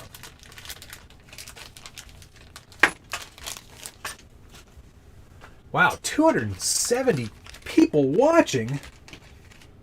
It's like a new record for me. Thanks everybody for watching. If you could hit the like button, I would greatly appreciate it. Yeah. All Metal Gears, but they're not machined. They are definitely sintered, but they're metal. Metal outputs. I was gonna say maybe I have some machined stuff. But you know what? I'm just gonna build it as per the kit for now. Let's not get all fancy. Just build it. All right. Not showing any thread lock on these outputs. They don't even include, they do include it, but they just don't show it. I think they're probably making the assumption that you just thread lock every single metal on metal piece, which is fine. You should do that anyway. Any metal contact always gets thread locked, especially on Tamiya semis, because if you don't, you will most certainly vibrate everything free. What is that question? Do you have something about guys from Switzerland? No. I don't think so. What does that even mean?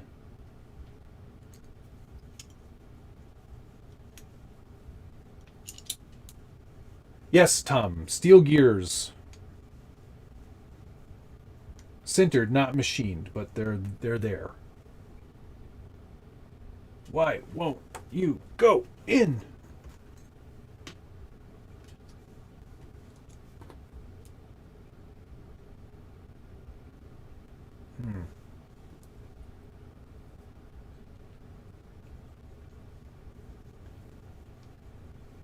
That's not good.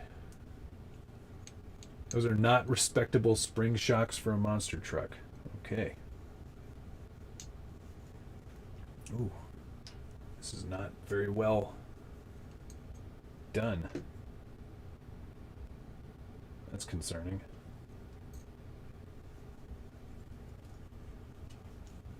Oh, I'm just saying, if I were to get a hamburger, it would definitely include a second hamburger. Which doesn't say I couldn't eat more hamburgers. I can crush a pizza, no problem. These are not well done. It's going to be a bit of an issue. For sure.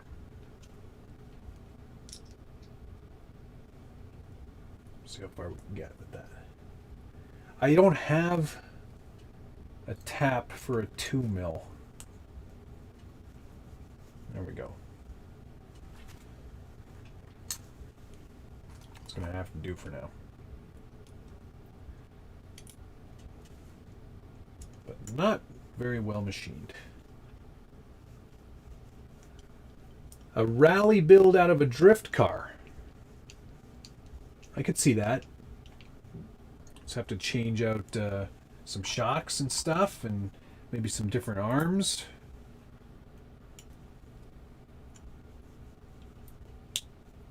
Oof. This is bad.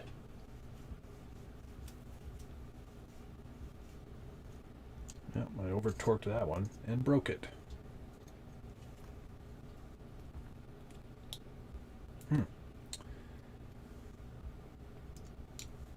Might have to get the tap out. Might have to get the tap out. Broke that one too. Or stand by. I'm pretty sure I have another set of those somewhere.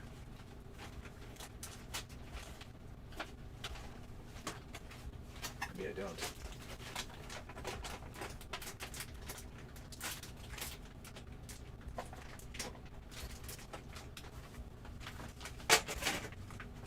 I'm making a mess.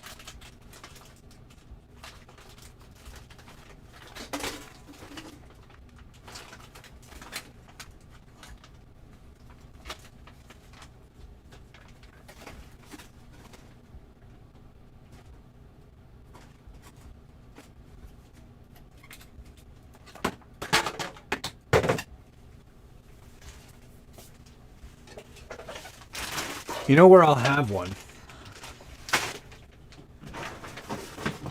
It's in my box of Axial hop-ups. Probably just steal one out of one of these other trans.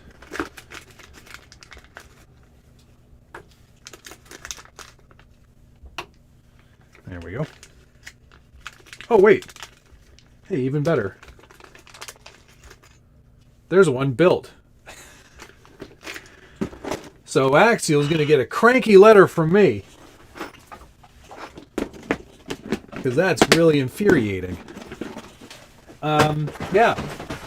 That output was not very well manufactured. And I actually broke off one of the nuts or bolts. So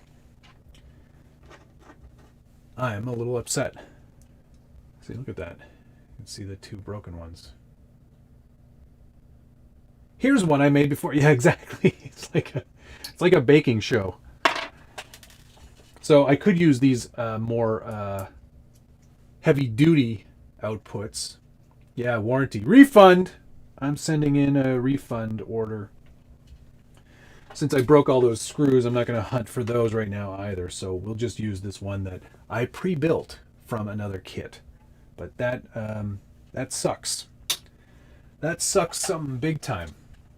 Dear Axial, you guys suck. They're probably watching and they're like, ooh. Will the gears stick to a magnet? Yeah, probably. Let me get a magnet out. Yes, they are steel.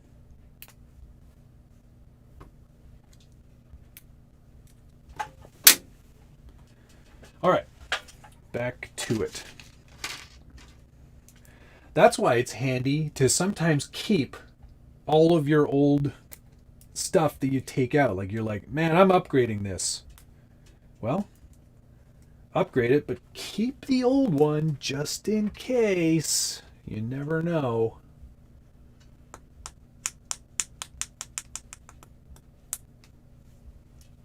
Could come in handy. Just like it did just there. Cool. Yeah. They'll be getting an angry letter from a very disappointed customer.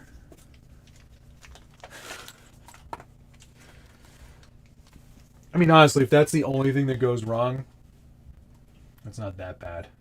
Not that good, but it's not that bad.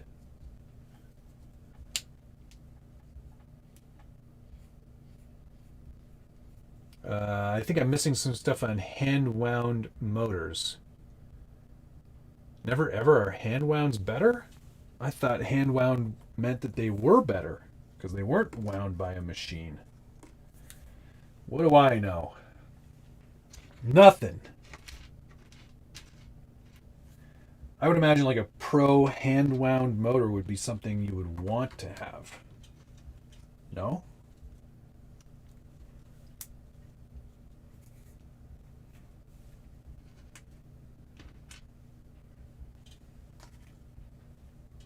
Beep, boop, beep.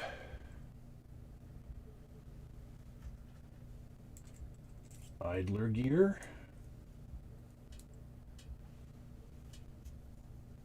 That goes like that. We got this and some bearings.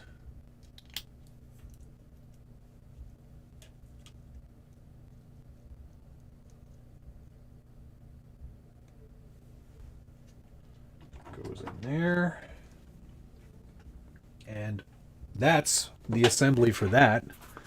These 3 gears are so easy to do, provided all the parts go together properly.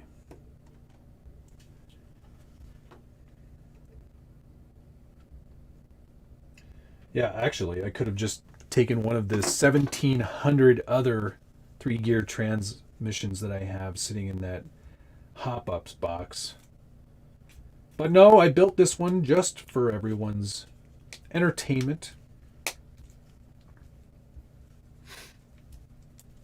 Spinny, spinny. Let's put the cover on the back part there.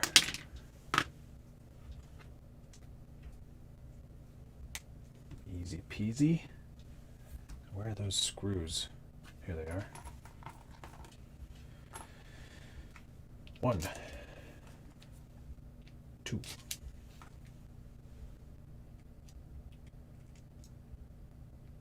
3. 4. That one gets this.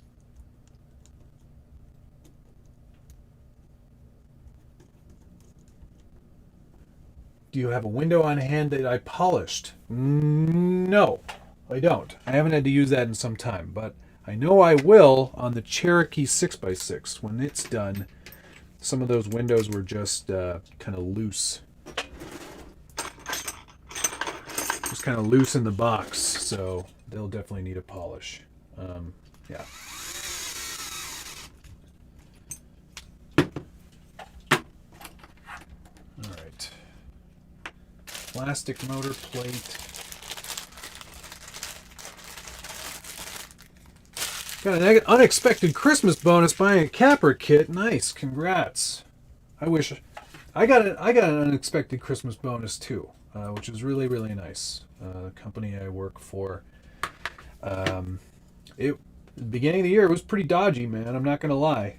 A lot of us were not anticipating things going the way they did, but they went pretty well. So felt pretty good to have that come through, which is really nice. Oops, wrong way. Dum. I work for good people. They're really good people. I won't be adding a motor, but again, put your comments or suggestions for motor in the description. I'd love to see what you guys think should go in an SMT10.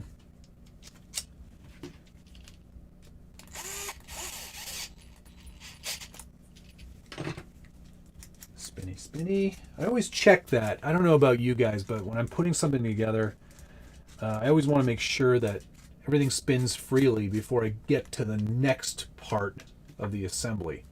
Hey Dana, yeah, you are late. We're already on step 23 of this SMT10 build, and we're smashing through this thing. It's going to be done in no time. Maybe not no time. It'll be done in some time. Where's my gears? There you are. Where's that piece?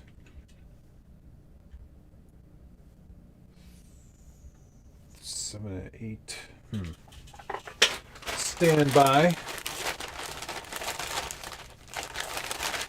There it is, loose in the bottom of the bag. Oh yeah, idiot. Put these on first. Oh hey, thank you Isaac Jarrett, $5. Much appreciated. Happy holidays. What clutch setting do you use to keep it from stripping plastic? Anywhere from 5 to 7 is usually what I put it on, and then it won't strip anything. It definitely torques it enough at that rating to securely fasten anything, but it doesn't over torque it. It's perfect. I love this Dewalt gyro. It's amazing. Building the old slipper, and of course, once we get this on here, it wants you to do 8 millimeters, which seems pretty loose, but we'll see how that goes. I don't have, this is so funny. I forgot that Vanquish also makes nut drivers. So I didn't print out any more of the holders that I made for the tools. Oh, come on. You silly thing.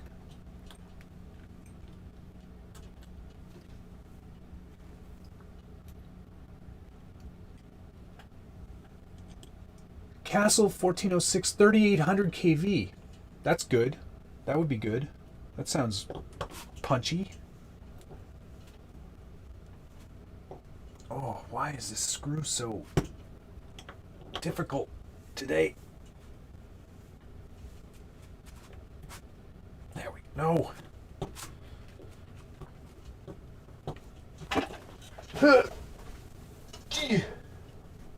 There we go.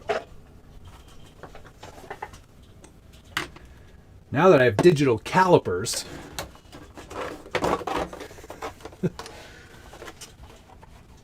oh, Bosch makes a gyro one as well? Cool. Let's see. 8 millimeters is 10. 8.5. Okay, let's give it one more spin. This was a great investment.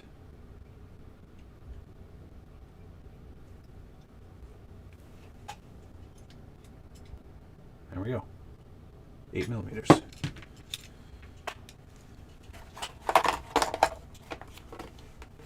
I'm not using squares for that, no. What about the RCPC? Hey, have a great holiday, Wes. Thanks for checking in, buddy. Hope you're well. Hope the family's good. Well, RCPC is still being worked on, as you can see behind me. Massive things have happened. There's a lot that still needs to happen, but it's getting there. We should have an update on that maybe next week. Yeah. Maybe next week. So there's the trans built. Like I said, not putting a motor in. It comes with a 14-tooth pinion included, 32 pitch for those gears. Let's get the skid out. Oh, we're already putting the skid on.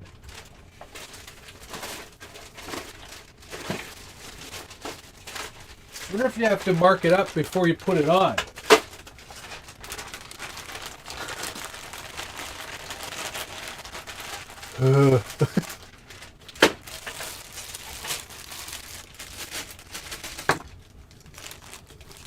Skid.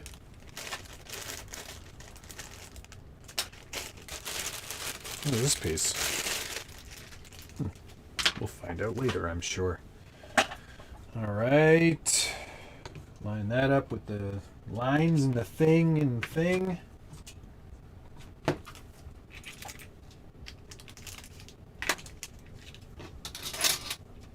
should finish this coffee. It's almost 3 o'clock.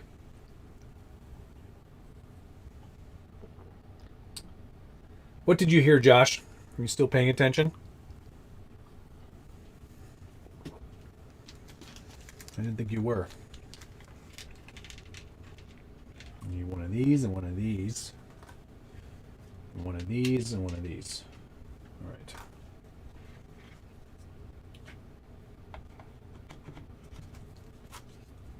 Almost 8 p.m. in the UK, huh?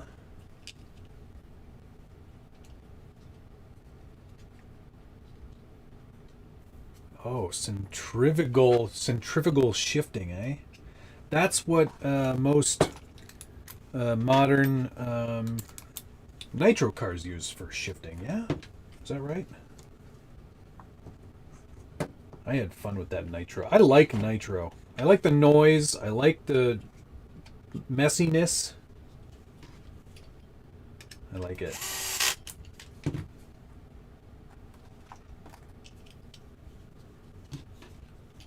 Yeah, it's an espresso though, so Grim Jarrett's like super strong.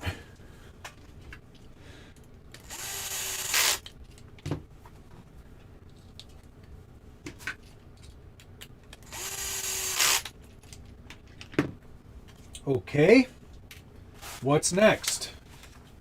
Open the F bag, huh? We're making drive shafts, bro.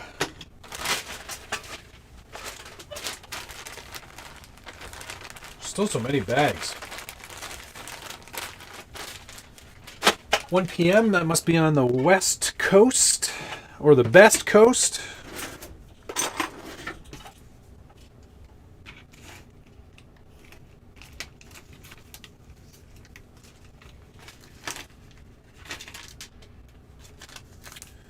Drive shafts are fun. Which one? Number 3. So the mid-sized one.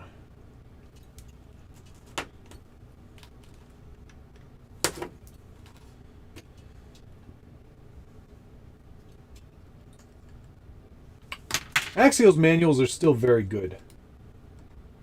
The 3 had a few issues. Which I'm sure we all recall. But otherwise, they were pretty good. All right. 7 and 6.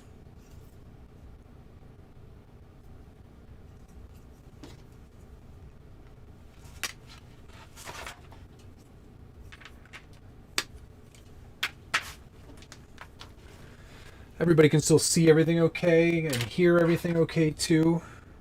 It's I'm surprised that I haven't had any. And now I'm jinxing it, of course. I'm sure the camera will be like, nope, you've been running for far too long.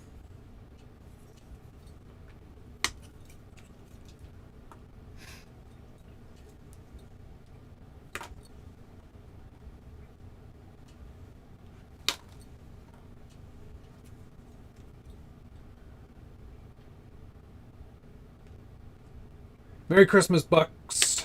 Hope you're having a good holiday. 70 degrees. Oh man, we had a dump of snow, so we had a white Christmas, which was pretty nice. But yeah, definitely not. You can see better here than on the other channel, correct? Because you can actually see the build.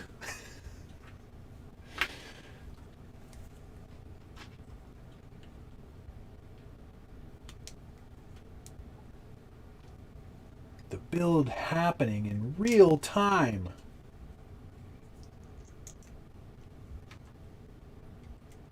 You can actually see all the little bits and pieces going together. Sort of, anyway.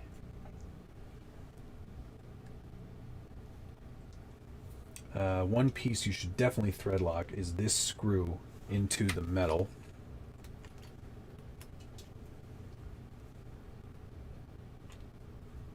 Good servo for the SCX-10 Dana, I'm running the Reefs 555, which is a good servo. I'd also recommend the Holmes, the direct wire one. And I'd also recommend the Tekin T360. Those are all excellent servos in my book. I've never had any issue with any of those. I mean, your mileage may vary. You know, it's not a science. Well, actually, it is. It's exactly a science. But some people have better success with others. It all just kind of depends on your preferences and you know, what works for you and how much torque you think you need and speed and everything. Servos is one of those things that, you know, mathematically you can quantify how good a servo is. There's no doubt about it. But there are other, I guess there's other sort of factors that can come into play. You know, reliability, longevity, quality of build, all those things are really important.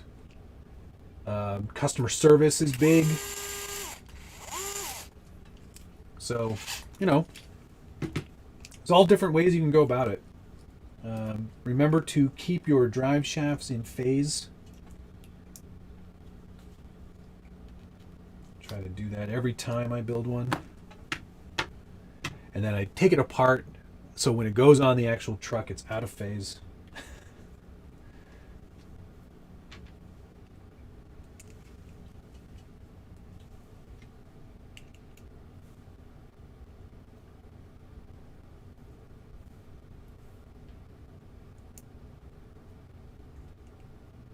AGF. I've never heard of AGF.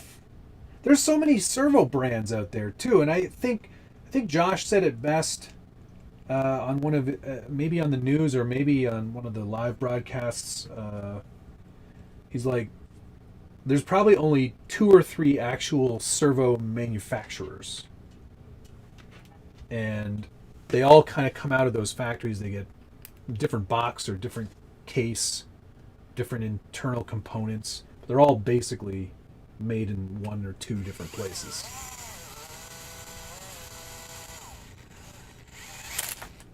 Yeah, you're not wrong there, Tim. I do know that drive shafts like these won't hold up for the long term. They're definitely sort of like, here's where you get started.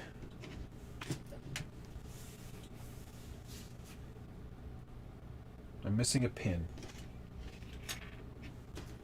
Now, did I lose the pin or is the pin gone? I'm also missing one of the other internal thingies. Uh-oh. That sucks. Oh, the pin's there. Okay. We're halfway there. Where's the other little bit? You know, the cylinder that goes inside the thingy. Dang it. That is definitely missing.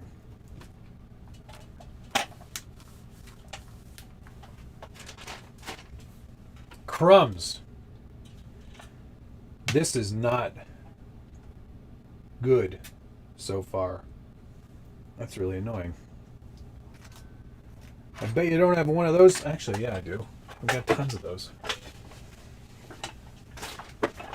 Thank goodness for keeping stuff.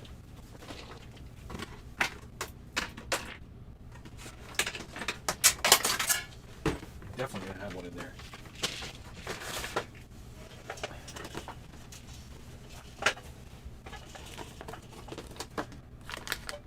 So we talked about New Year's resolutions.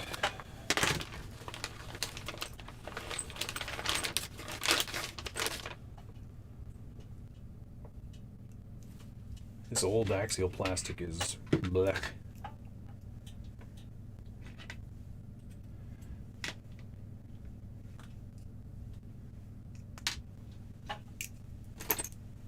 I'm so glad I keep stuff. It makes me feel so smart. Whereas Josh has told me that keeping all this stuff is ridiculous. Is it though? Sometimes it comes in really handy. Like then, just now. But can you imagine, like, this is your first axial kit, or your first kit, and there's a piece like that missing, and you can't, and you're just getting into the hobby, so you don't have tons of extras or any extras sitting around, and then you're like, that stymies you. That finishes the kit for you right then and there. I'd be really annoyed.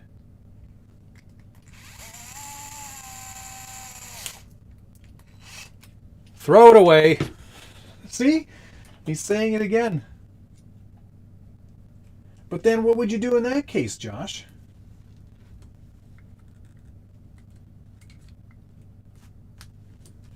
All right, those are built. And I should probably not put the top on the ESC case.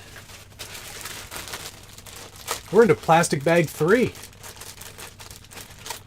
You do keep some things, but not the random parts. Oh, hi, Rich. Yeah, hey, I got a bone to pick with you, pal. These kits are junk. But Merry Christmas to you, of course. And Happy New Year as well. I'm sure we'll be chatting again before the new year. But yeah, the output from the transmission in this kit, I actually snapped 2 bolts off in it because the holes weren't properly tapped, so I couldn't get that together. And I was missing one of the internal cylinders for the rotation of the driveshaft components. So, junk. Total junk. Thanks for nothing.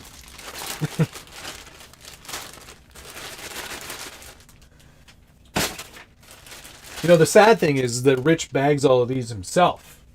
That's his job over at Axial, is that he's responsible for putting all of these parts in a box. So if ever there's a problem, you know who to call directly. Literally logged into your complaining. They're only minor complaints, but they're complaints nonetheless. We're getting into the fun part now, though, the cage construction, which is all new to me. I've never done an SMT10 because originally I was like, I don't like monster trucks. But then I decided that I did.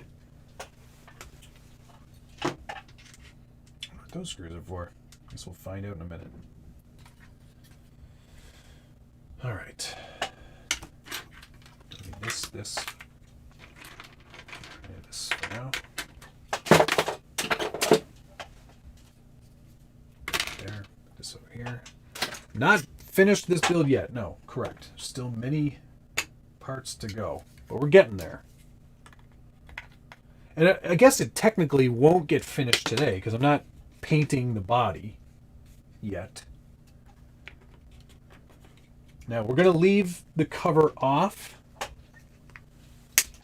because I'm not putting a receiver in there yet. So we'll probably put that to the side for now. Bag G. Get out the G bag. I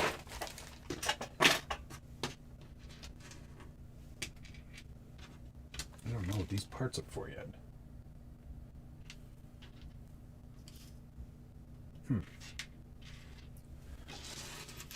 We'll figure that out later.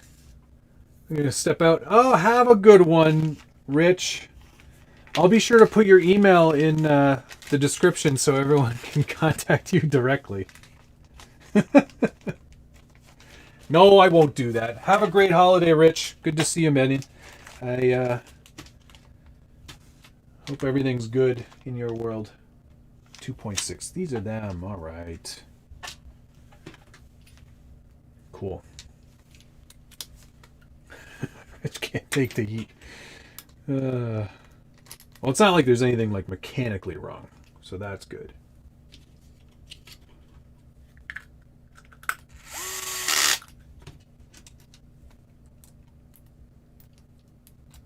What's Steve-O getting here? Just waiting on the LMT to get here on the 8th? You're getting yours on the 8th?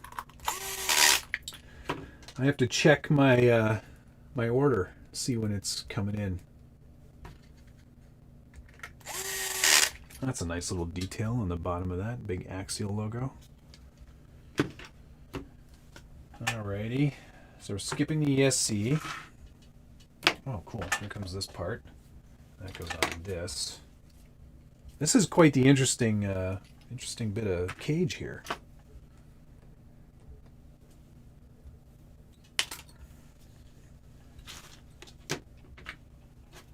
Put that to the side for now. Cool. This way.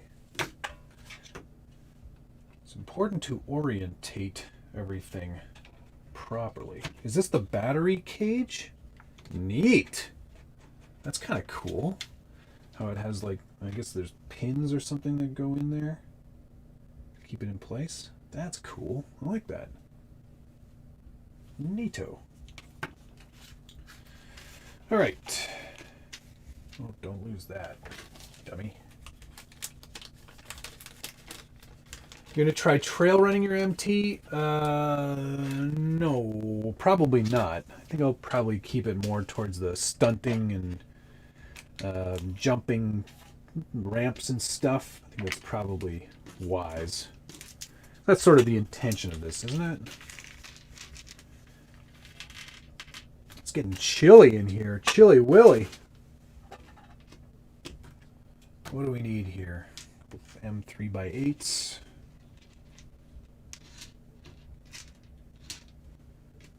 What else? 3x12s. 2 of those. This is a neat battery box. This piece. And these guys. Oh yeah, what was everybody's coolest gift? I'm curious about what other people got. Was there any, like, not necessarily RC related, but like, was there anything you got that was kind of neat or different? Don't say PS5 or Xbox Series X or whatever it was.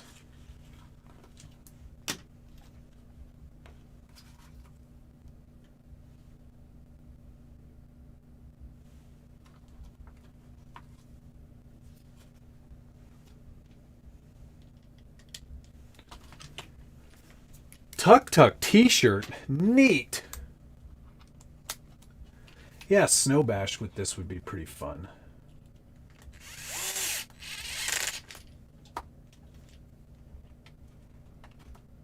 I like the look of how this battery box is. Kugu G2 Pro S Scoot. Tell me what that is.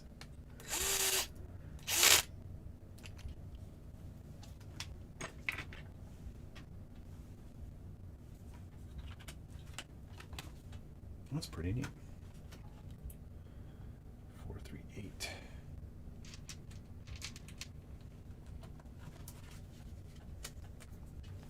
$12-pack of Pringles. That's pretty dope. And then this pin obviously goes in there. They even put, okay, so attention to detail. They put a little pin, like a little divot. I don't know if you can see that. Divot for the pin, so it doesn't like hit the actual cage. Tight. That's neat. It's good. 434. The top.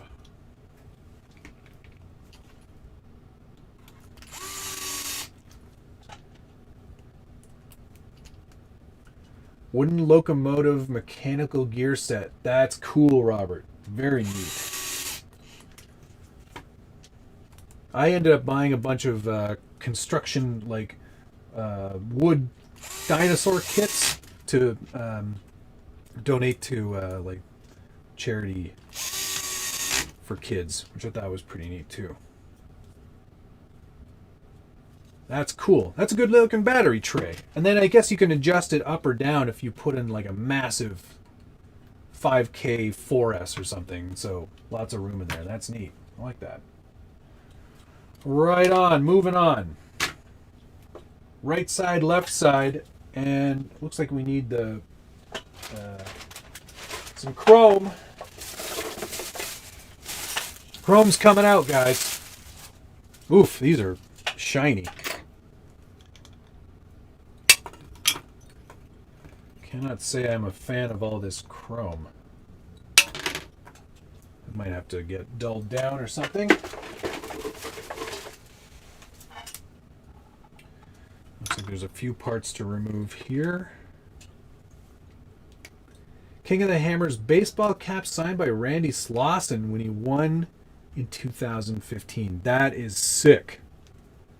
That's cool, man. That is a cool gift.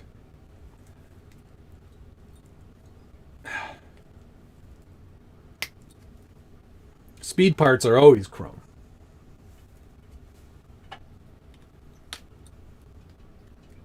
My snippers need a bit of a sharpening here.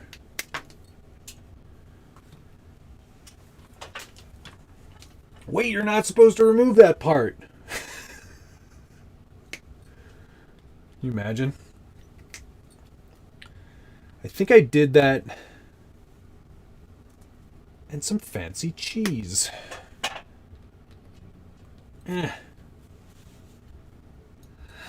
40 or 50 gate markers from me. I'm keeping those gate markers. They're like children. All right, which one's which here?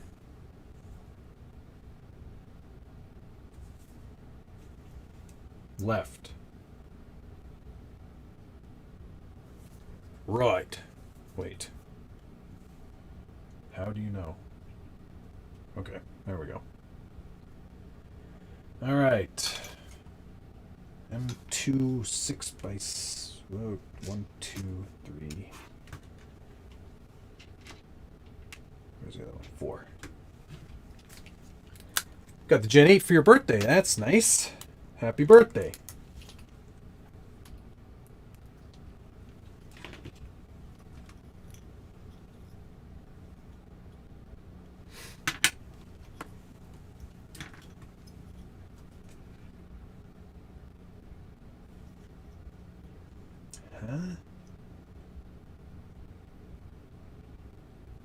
Am I blind? Yes, there we go.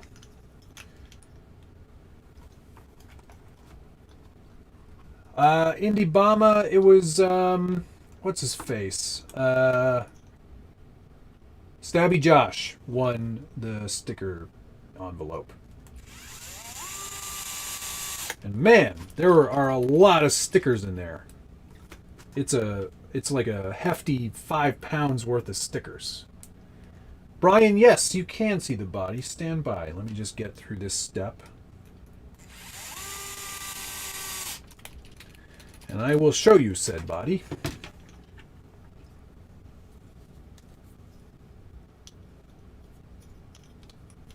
Gotta have the fat stacks of headers. Are these headers? I don't know. I don't know anything about trucks.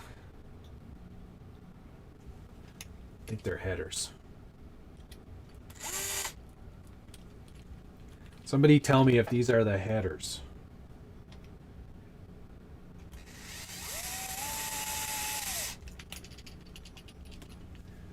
They're the zoomies. Built my first custom SCX24 for Christmas. Long links front and back. 4-wheel steering. Wow. That sounds kind of neat. I'd like to do something again with an SCX24. Okay, that's that step. Now let me show you the body again. Oops, sorry about the chair. It's an original Betty. SCX AX10 Scorpion Betty body. And that's gonna plop on this somehow, some way, somewhere. Gonna do an original paint job, like box art style paint job. Guys, this is going so well. I'm having a great time. I hope you guys are enjoying this. I certainly am. Oh, there's lots of bits here now. Here's where the build slows to a crawl. No pun intended. What's that front piece? There we go. Oops, my Serba tool. Randy Slassen liked that my first muscle car was a 68 Cobra Jet Mustang as the bomber is powered by Ford. So he gifted you a $50 hat. That's pretty sick. Nice one, Tim.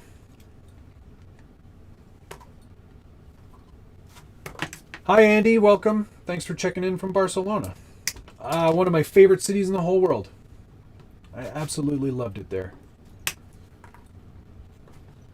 My wife and I went there 4 years ago, right after Christmas. Best time to be there, in my opinion. I know it's not like super warm, but we had such an amazing time. Such wonderful people. One of my all-time favorite vacations.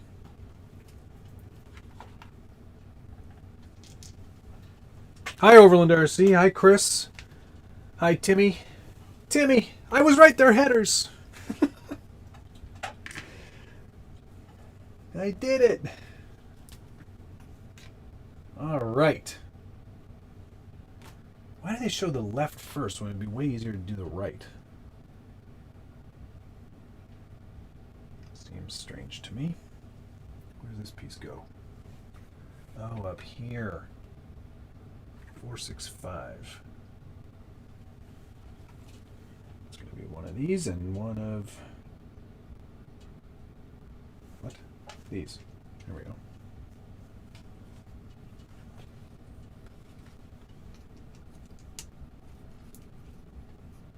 Finally going to paint my Betty body that came with my AX10 from 2005. As you should. It's up. Yeah, I was lucky to have found this on the internet. They're not easy to come by. They're certainly not cheap. But I wanted to kind of do something a bit different. You know, something that hasn't been done.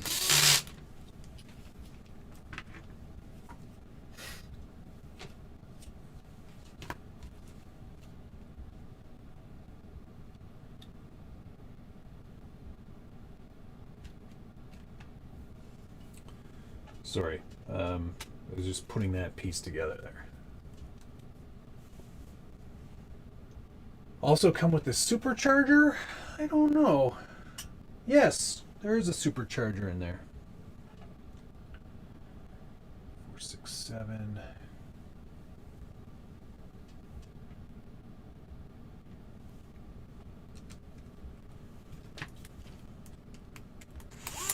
Ugh. What are you new?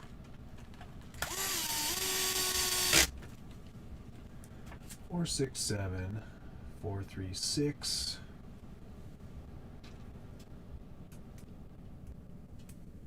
That can't be right.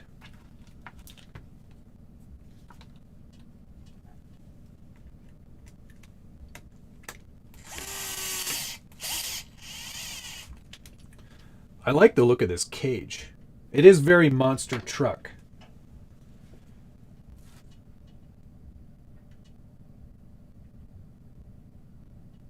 I guess you don't put one in there yet. No, you don't. 36, 436.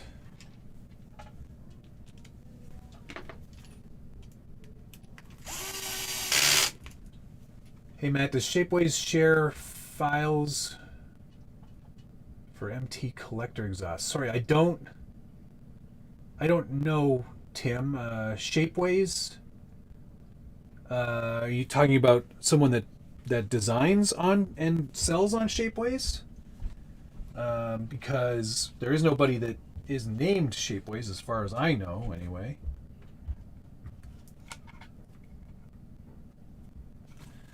Do they make it so you can't get at the ESC and everything once you've assembled this? Because if that's the case, that's silly. hope that's not the case.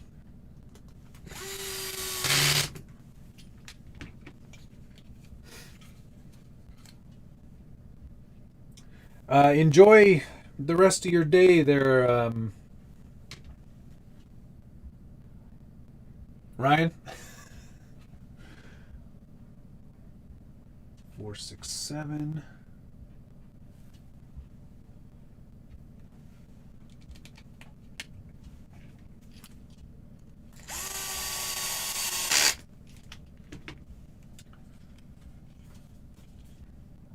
I need another piece of the cage that I haven't got out yet.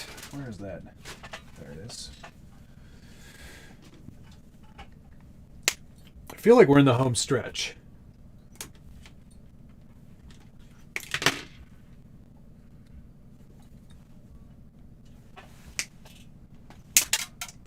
Pew, pew.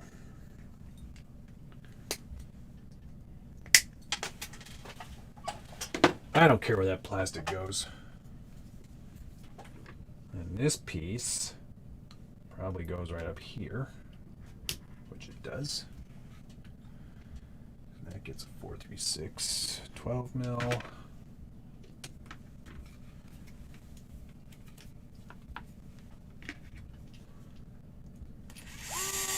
Sorry guys, I'm like deep in thought on this one. I'm thinking it all through, making sure I'm getting it right. I don't want to mess it up.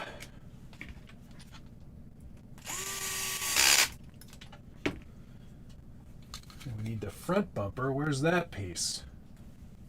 Oh, I trimmed it off already. Here we go. It goes in there. These got tiny ones. 434s, 8 mil. 8 mil, 8 mil.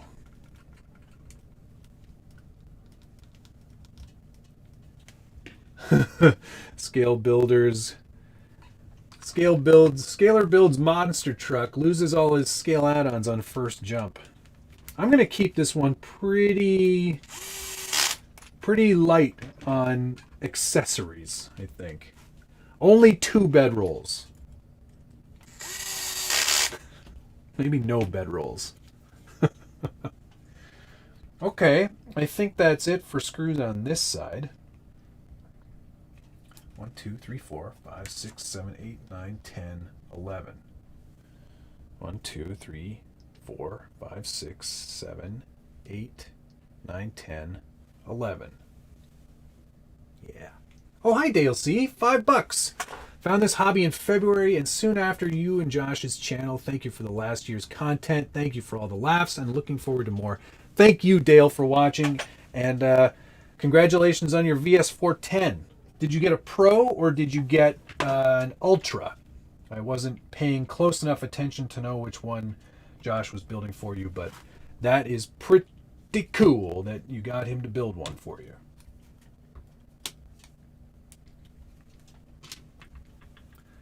Guys, it's a monster truck now. This has been a fun and rewarding build so far. Just a Pro, not, hey, never just a Pro when you're speaking about a VS410. Honestly, you could not have chosen a better truck. I love my VS410 Pro and would take it over an Ultra, if I'm honest. I think you get better pieces in the Pro.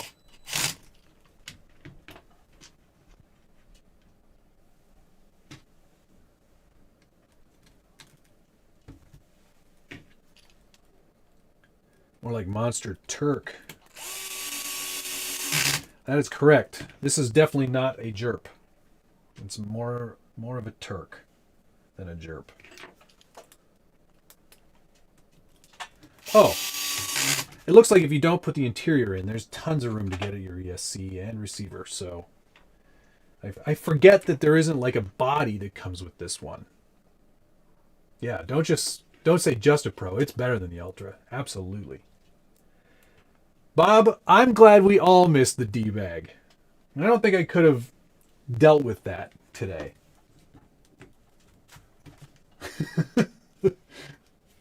Sure Josh would have had something funny to say about it, though.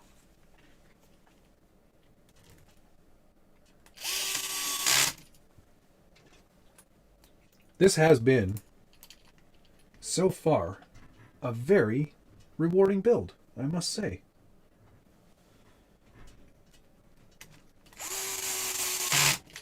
This is the part where I really enjoy watching this part come together. Because it's just like, yeah, now it's starting to look like a thing. Oops. Shouldn't a monster truck at least have a dual shock setup? Probably. I guess it depends on the build. I don't really know much about monster trucks, so kind of rolling with it. Yeah, I mean, like most of the quads that I've seen, they're all dual shock or sometimes quad shock.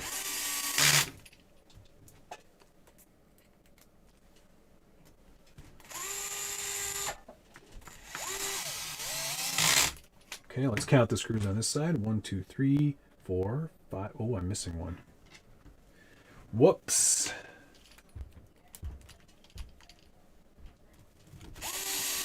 There we go. 1, 2, 3, 4, 5, 6, 7, 8, 9, 10, 11. Perfect. It'd be nice to see a Power Wagon. It's not a Power Wagon. Really, this is an original Betty. AX10, or yeah, AX10 Betty body. It's hard to show the whole thing, but there it is. I wonder if it'll fit. Oh yeah, a little bit of trimming, no problem. No problem. That's going to be sick as. All right. Now that that's done, let's get the body posts on. Looks like we need the shorts.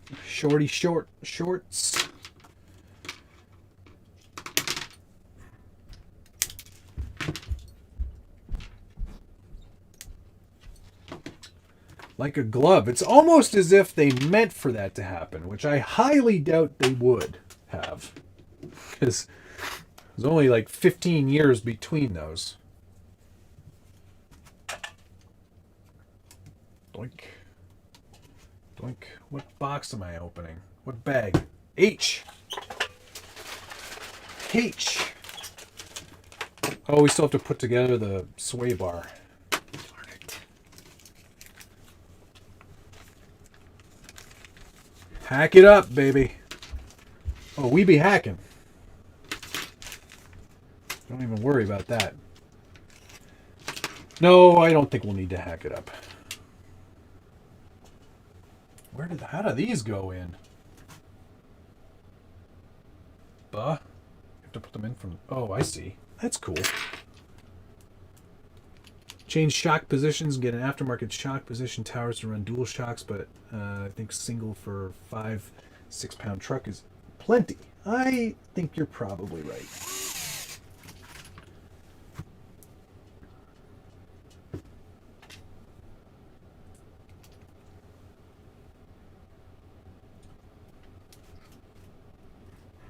Should I go up one more on that one?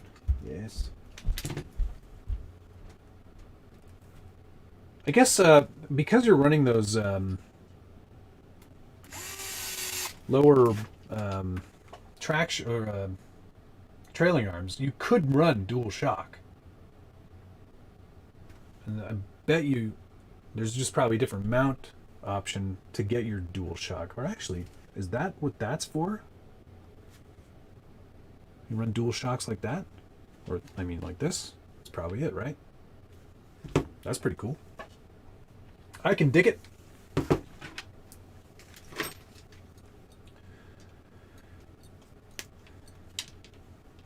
Yeah, I think I'm definitely a fan of no parts trees. I think I can say that quite firmly now. Parts trees are the worst. I'll put that in, but I bet you I could just run... Yeah, you know what? In fact, I'm not going to put that in. I'll just run the other two towers instead of that elevated one, because it's not an SUV body. It's not the Gozer. Can, but the angle is all crooked. Okay, good to know. One is for shock on axle.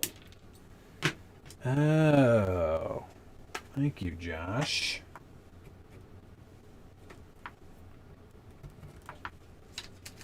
Good to know. What about, I can't remember if the LMT though, does that run dual shocks?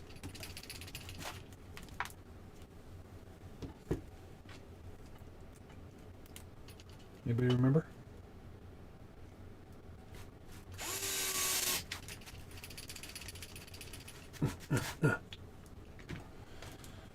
Okay, let's put the trans in.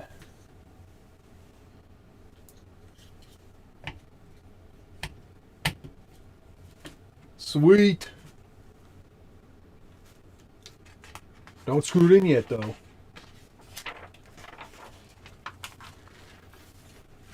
Oh. Oh, boy. It's happening. Uppers. Lowers.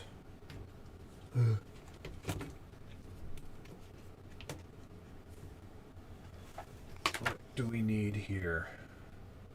439s are the 20 mil. It's getting a little messy. Feel like we should do a little cleanup here.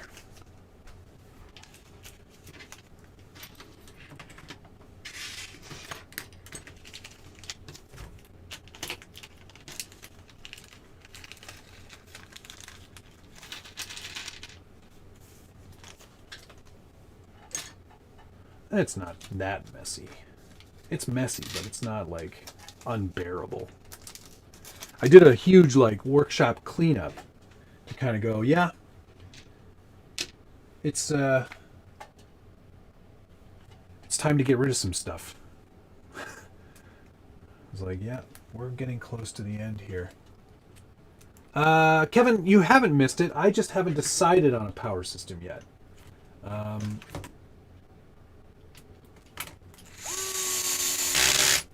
I wonder, I'm kind of like, I'm hovering between what I think I should do and what I know I'll probably do. It's supposed to have a bit of power. More power, baby. So I'll probably end up going brushless.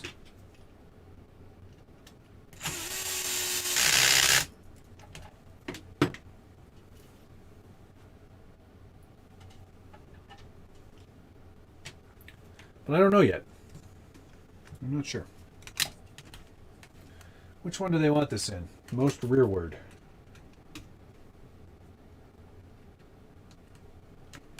More power, baby.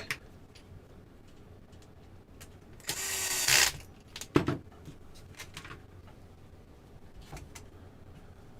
a little disappointed my dog hasn't come to visit me yet.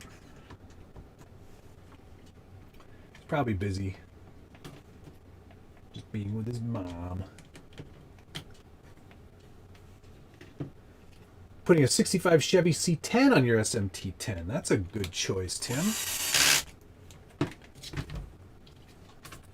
All right, that's the rear. And now for the front. It's coming together so quickly.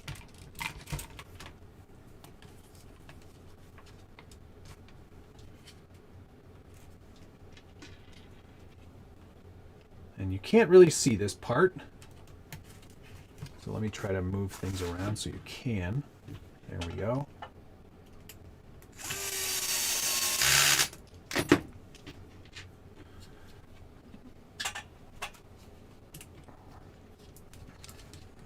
Is this traditional for a monster truck trailing arm suspension? I do like Donut Media. I get a real kick out of those guys. They make a lot of good content.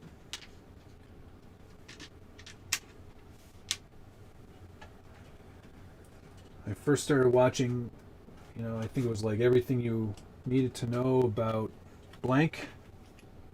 It was always a good show.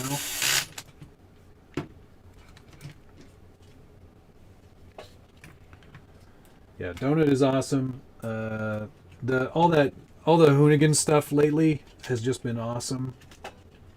I don't know why though, but every time they show like Supercar or Blank versus the Hoonicorn, not once have I gone, "Ooh, the Hoonicorn's in trouble on this one." Like the thing's got like double the horsepower of everything that's ever been on that show. So like, should I be surprised? No. Oh my gosh, it won again. Impossible. Hey, look what I found. I found that thingy that was missing. All right. I think it was stuck in the manual somehow. Oh, well. That's fine. Doesn't matter. I think we'll do these by hand rather than over torquing and ruining something.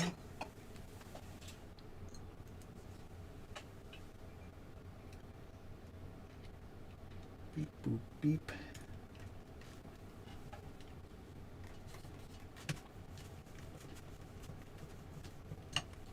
There we go.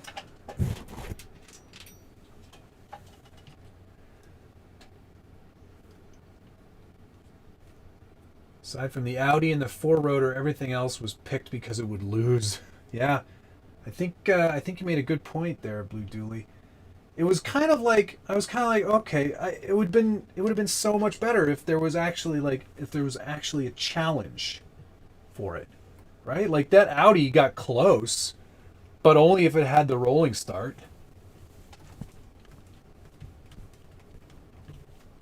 I think maybe I haven't seen all of them, but I haven't seen it lose yet.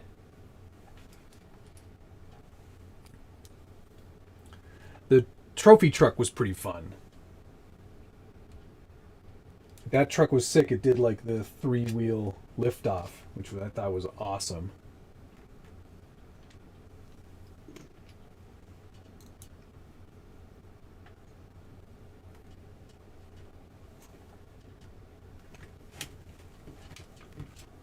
Yes, it does run methyl alcohol. You are right.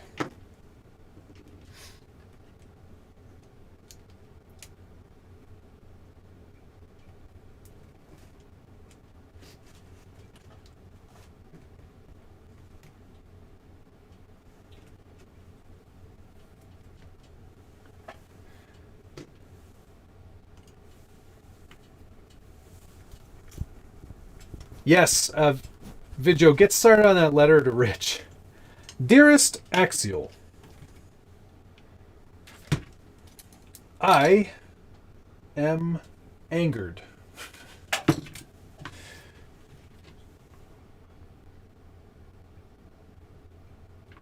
Oh, now we need some washers. Gross. Where are those coming from? One of these parts trees. 3-3? No, 3. Yeah, 337. It's a nerd alert when you see them and you're like, yeah, I know exactly which one that is. And then I also need 3-4. No. Oh. Yeah. I am so smart. SMRT. Hi, South Florida RC crawlers. Welcome.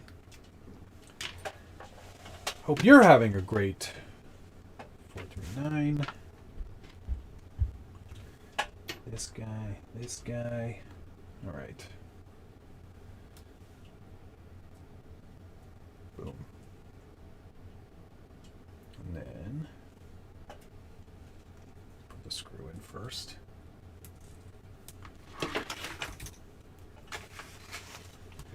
Should make it so you can see it.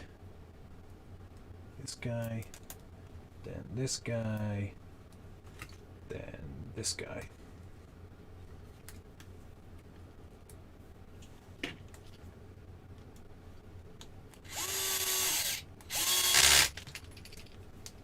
Nice. Trucks are fun. I don't know about you guys, but trucks are fun. It's been a while since I've built a kit. I've gotten so many RTRs lately. Oh, that's not true.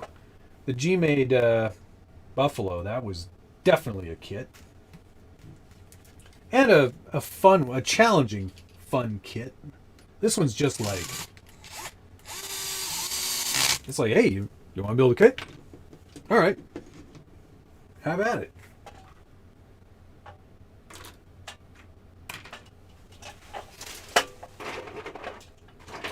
It's just fun.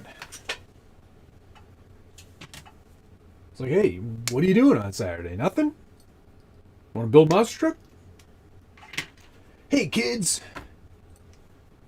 Who wants to build a monster truck? Yeah. I have a drone, Luis. I don't use it at all.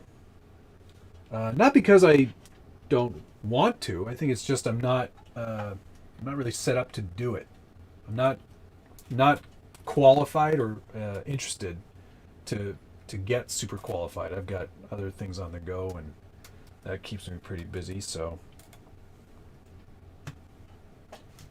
I also want this in the middle. Anybody have any shock tuning or position suggestions, or stock good enough? Ooh, yeah. Yes, Timmy. Sounds like you're a little bit behind.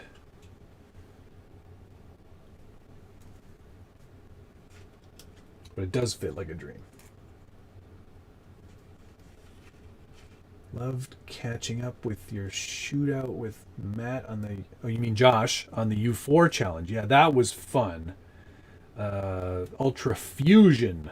We used the Proline kit, which was an amazing kit. That thing ripped. And I beat him. Fair and square. Ish.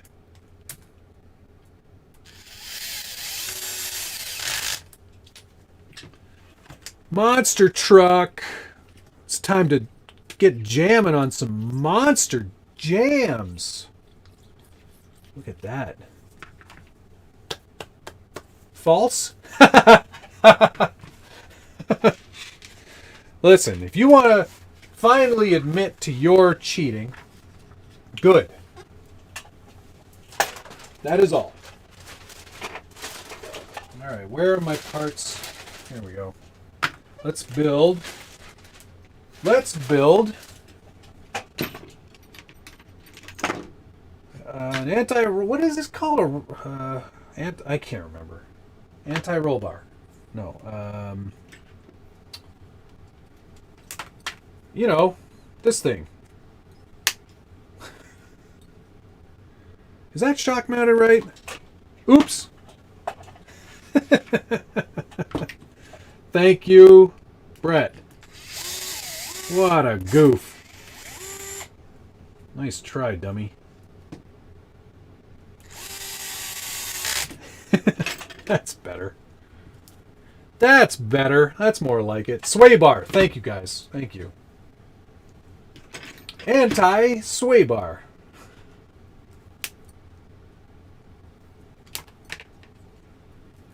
That's all right, Grimger. A lot of people do. Even after knowing us for a very long time. It's just, it's natural. As long as I'm the one that you like better. That's all that matters. Not the one, we need the two.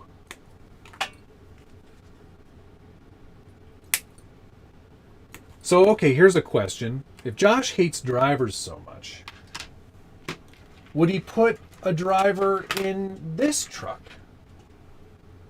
Yeah, that was my new shock tuning technique. Just put them wherever. What difference does it make? I'm not comping this thing. Who cares?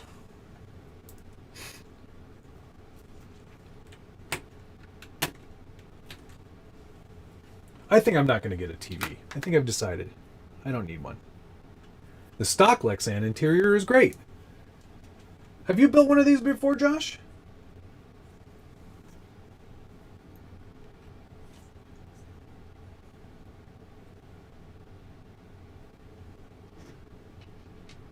It's 12 mil. 1, 2. How does this go on to here? How's it go on there? You have to screw these in? Ooh, already I'm annoyed. I don't like doing that. That's true. He doesn't love drivers.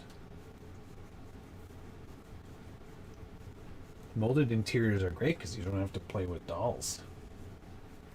They're not dolls.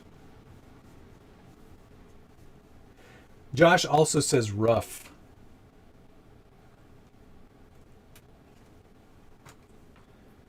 Go jump off the roof.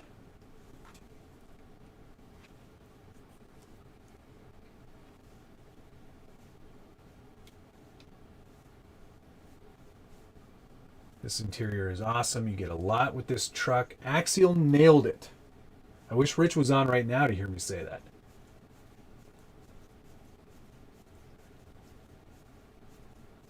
Built the truck, then spun it around, smacking his face with the bumper. That sounds like a Josh thing. It really does.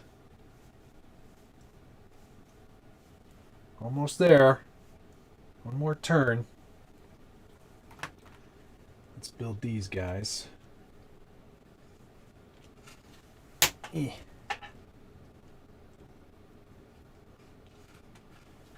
having turkey leftovers tonight. I'm not a giant fan of turkey, but this one turned out pretty good. Yeah. All right. How does this go on here? Thusly. Guys, I feel like we're almost done. They're suggesting to paint the body next. There can't be a lot more to do. Oh, that doesn't fit in there very good. What did I do wrong? Oops. Wrong pivot balls on the top. Whoopsie.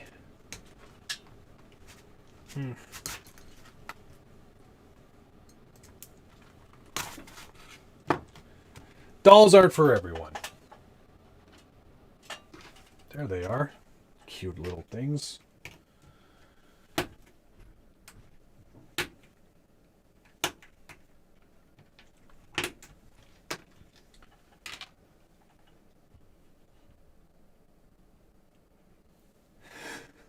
Yeah, but seeing as I'm from Toronto as well, I don't think I have the right to make fun of anybody's accent.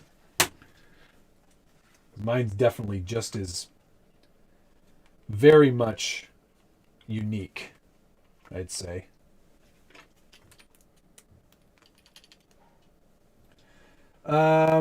Somebody, HPI made a unicorn, I think, or yeah, HPI makes a unicorn. I'm pretty sure, anyway. Somebody else can confirm that. Tirana. Close enough for jazz. I've been known to say that. What's the other thing? Knock on wood? Alright, where's this thing go? Tuck it in around the thing. Oh, I see. Okay.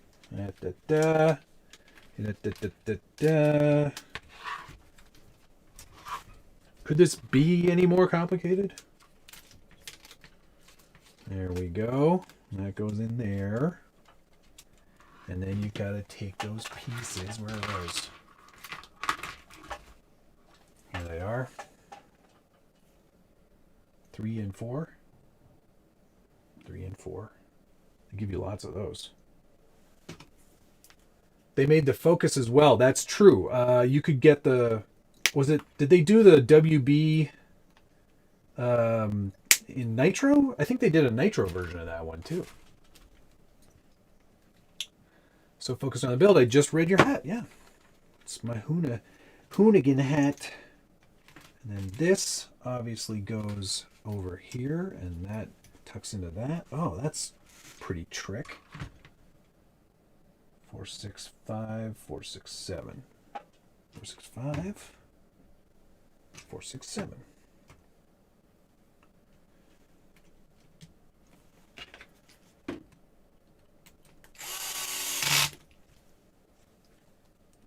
Have you used Heyoke No Brainer BEC? I have not used his BEC. I use Castle BECs mostly. But Ed's products are fantastic. I've got nothing but great things to say about all of Heyoke's things. He does some kick-ass stuff. Yeah. No complaints on any of his stuff at all. Used tons of his light controllers. Used tons of his winch controllers. All good stuff. Okay, sway bar mounted. Almost, anyway.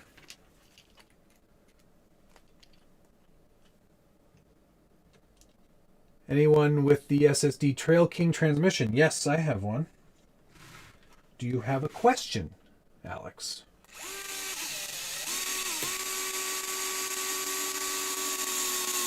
Because I can probably answer it.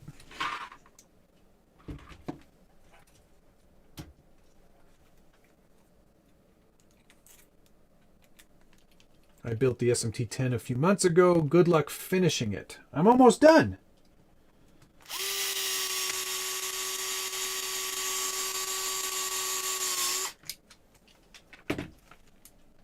Oop, I missed the other side of that bolt.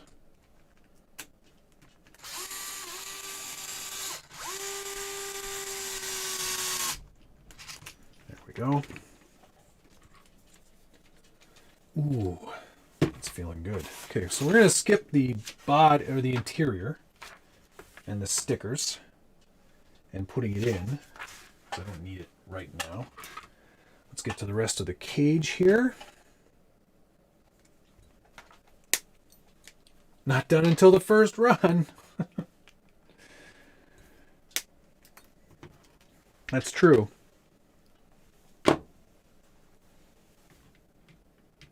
Cool.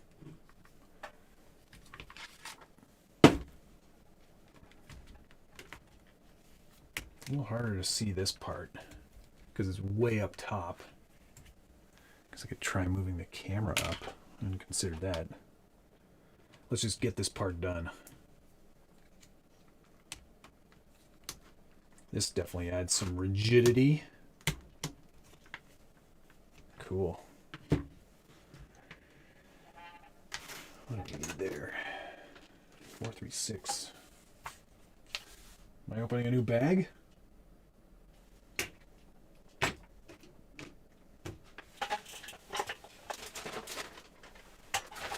Opening the eye bag.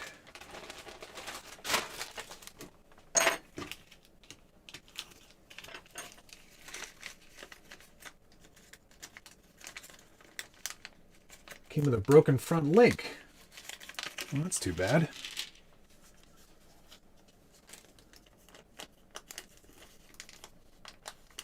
Trying to find a forward motor in a narrow chassis. I was wondering if the transfer case could be flipped to the right side drop and angle the motor to the left to clear a side-mounted servo. You might have to do that as custom work, sir.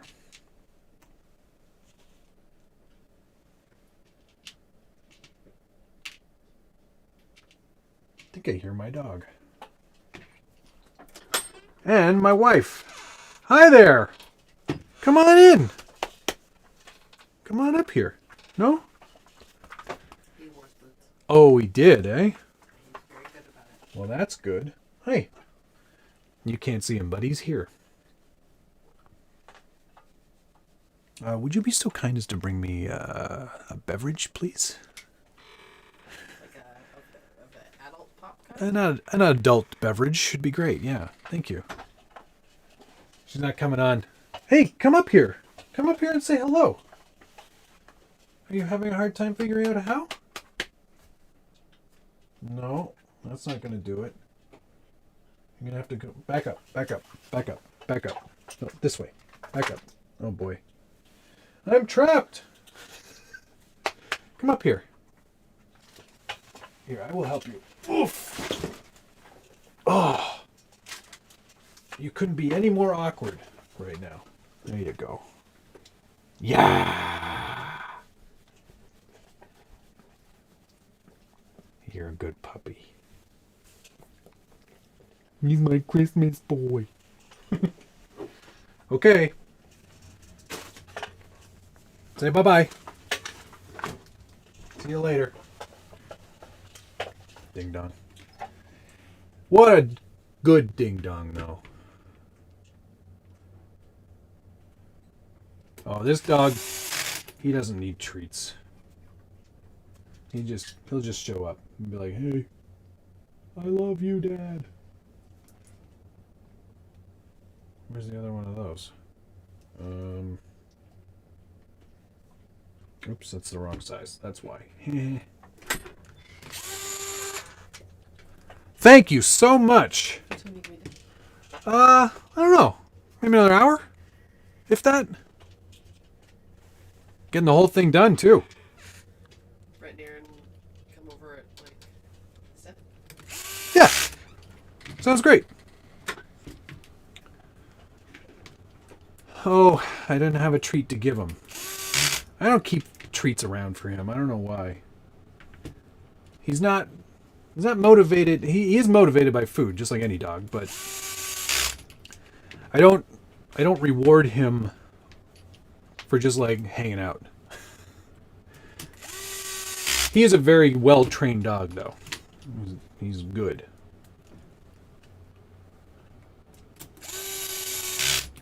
I think okay, here's a thing. Give me some body suggestions for the LMT, because I just got the roller. I didn't get the digger or the son of a. So tell me what you think I should get for that one. I was thinking Gozer, because I love the name.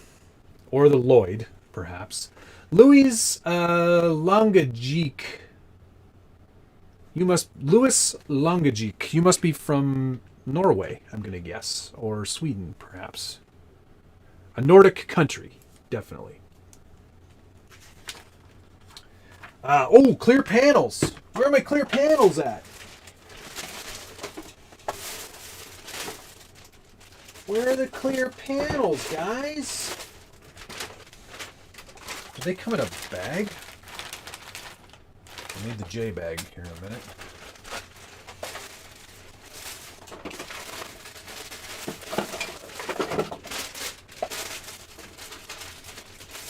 Guys, the panels. Are the panels part of the interior piece?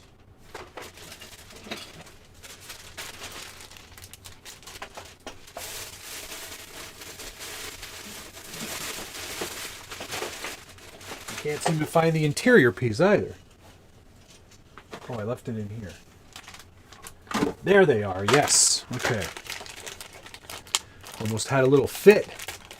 Netherlands. Oh, I was so not close. Well, welcome. Thank you, Lewis, for hanging out. Good to have you here. Happy holidays. Guys, we're so close to putting the tires on. Should I take the plastic off the panels? Or should I leave it on the back? I'm going to take it off. Are they clear on most monster trucks? Lloyd all the way. Custom body options for the LMT. I think that chassis is made for all of those monster truck style bodies. You're going to put a 3D printed body on your LMT? You're not worried about completely wrecking it? Because I think you will.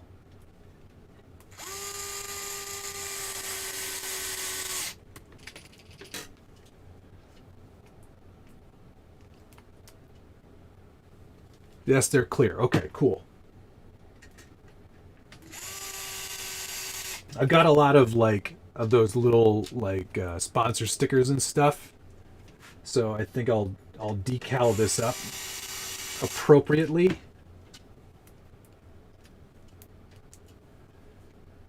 Real sheet metal, that would be cool. Ford Ranger body. Hey, cool! I got an extra one!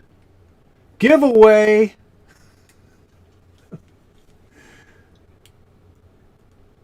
Kyosho 4Runner body. Oh, for the 24th scale. Okay. I would argue that the Jeep JL is a lot more accurate.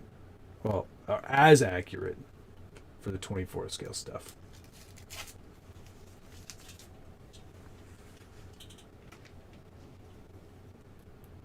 $1mm carbon fiber. Wow. That would be cool too, actually.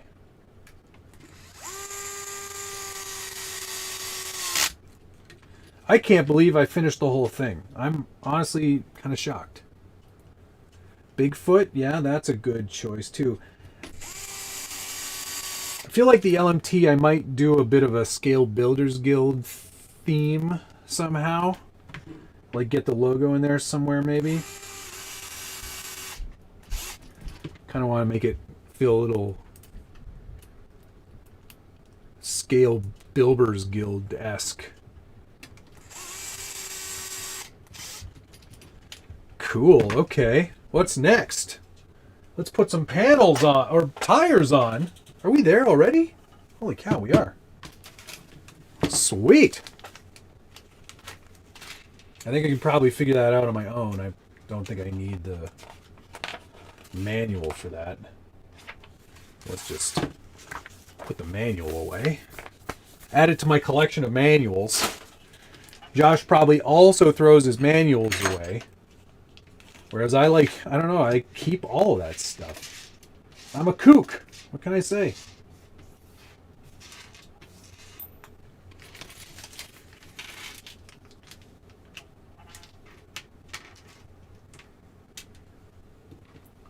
Just a goof.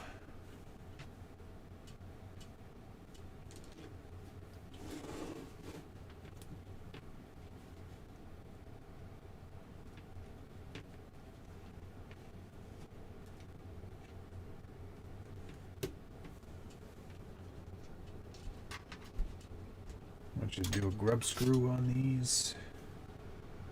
I definitely need a larger workbench. Yes, Travis, I probably definitely do. But this room will not accept anything larger. This is as good as it's going to get. I really, honestly, I don't have a big room here. This is tiny by most people's standards. But I get a lot accomplished in here. Pretty proud of that. But it does definitely limit the amount of trucks I can have at any one time. SBG Patrol, a sheriff's kind of scheme. Yeah, maybe. Good suggestion. I might go full monster truck though and call it like Saturday. Saturday. My mom took me to one of those car shows in Detroit when I was a kid. It's something I'll never forget. I don't think it was a monster truck, though. I think it was just like hang out.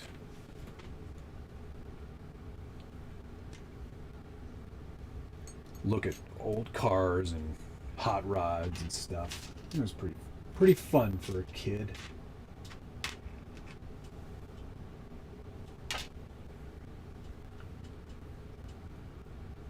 Ford Ranger body. They have something that looks kind of like a Ford, I think. Timmy Keys, my workshop's 2.5 by 2.5. Yeah, it's about that. Christopher, yeah, I use cell blocks from CI. I've also got these really cool ones. Where are they? Shoot. What did I do with them? Why can't I find them? Darn it. They're from, here they are. Everything within reach. These VS Customs, Scale Builders Guild printed logo, axle stands. These are awesome. VS Customs does a really great job. Printed on a Prusa. Look at that. I actually have a couple of these extra. Maybe we'll do a giveaway. Yeah, in fact, we will. Let's give away one of these sets. There's enough in here to do one truck, and 2 different widths are included. So post a comment in the actual comments once this stream is over, because the comments go live after that. Come back, post in the comments. I'll choose one of you at random, and I'll pick the winner on Tuesday on Lightroom Live. So tune in for that. You'll find out who won these. And my thanks to VS Customs for making those, because those are pretty sick. All right, I think we're done with plastic bits, so I'm just going to toss all that back in the box for now. And we'll come back to all those things later.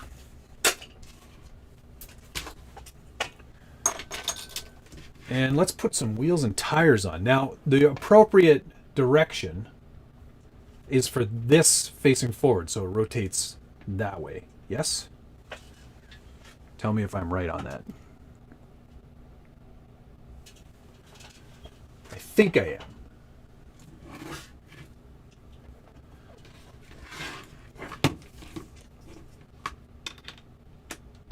Dude! That's pretty sick. Gotta get these caps off the inside first.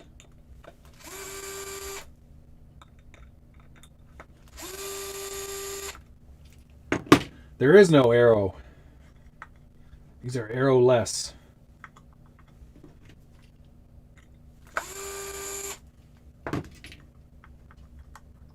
Shipping, yeah, I'll do shipping anywhere. Shipping anywhere in the world.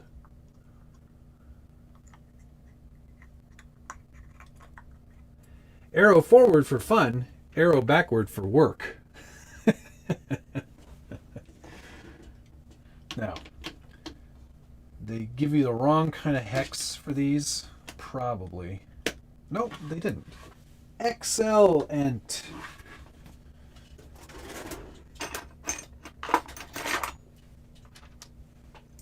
These are some big ass wheels and tires.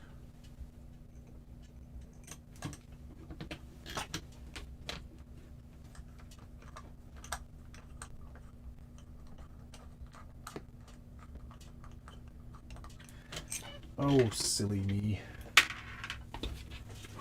It's going to require some fiddling.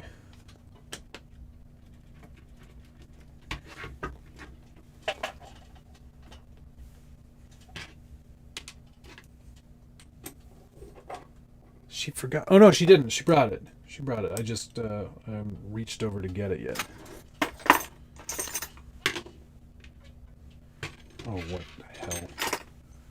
Oh, dum-dum.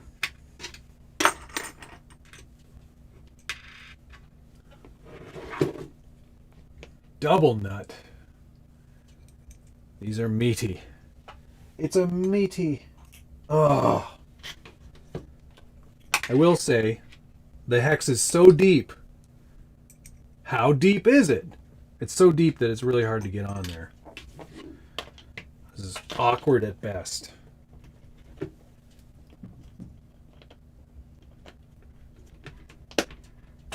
Stay put.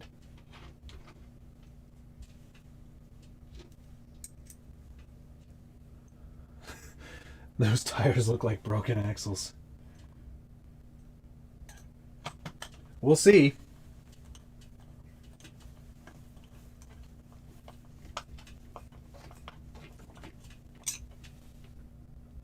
Yeah, this is sick.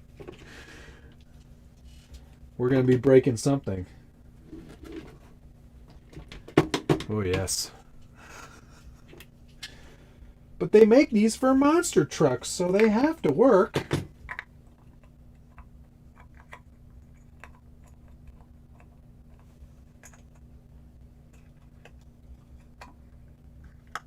Put one of the other tires under the transmission to hold it up. Smart thinking. Things I could have heard 5 minutes ago.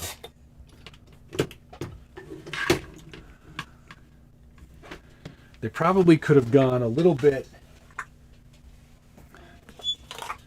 less aggressive on the offset. Look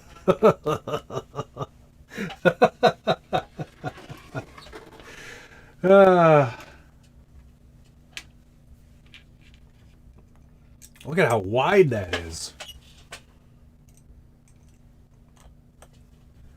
That's a monster truck. Oh, stop, Josh. I'm done the second one now. I think you're so funny.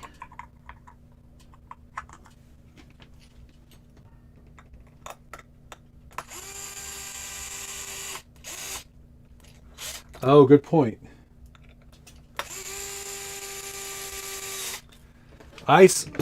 Correction, Nick. I see 2 broken axles in my future. This does look pretty... Oops, sorry about that, guys. Just hit the microphone with my head. This does look pretty sick, though, I gotta say.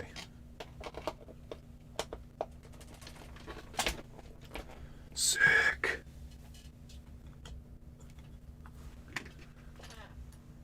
Yeah, I'll have to go down to Tony's CCXRC's house and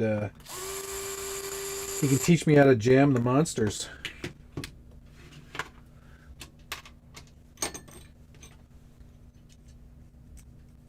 Yes, these are most 100% definitely J Concepts.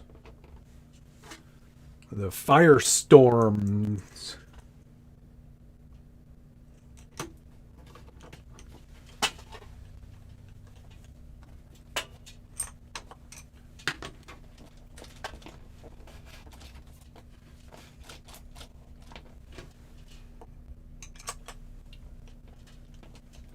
Nick, these were white when I started.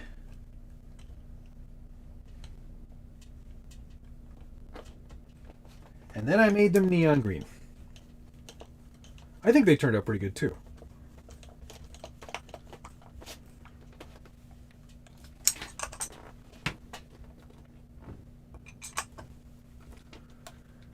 Yeah, I think it'll be a fun truck, that's for sure. And that's the whole point, right? We're supposed to be having fun. And I think this is definitely going to help me achieve that. Probably won't have much opportunity to run it much before the spring. Wow! Holy cow! This is sick. I had no idea that a monster truck could be so neat. The nice thing about these igniter wheels is that they made it really easy to get these caps on and off. It's only 2 screws that actually hold it on, as you can see. The rest are just faux. Same thing with the beadlock rings. Every other bolt is actually a bolt. So they're not like, you're not spending eons putting these on.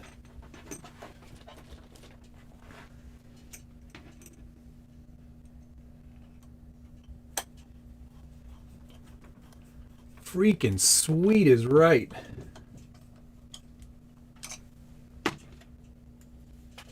pretty chuffed actually at how these wheels and tires look on this thing. No time till I could have some fun in the snow, I guess, Steve. I just, you know, plastic gets really brittle up here in the cold weather.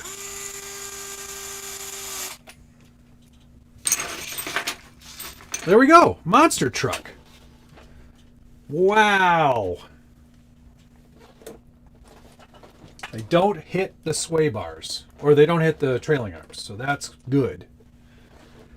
Dude, I gotta zoom out the camera here.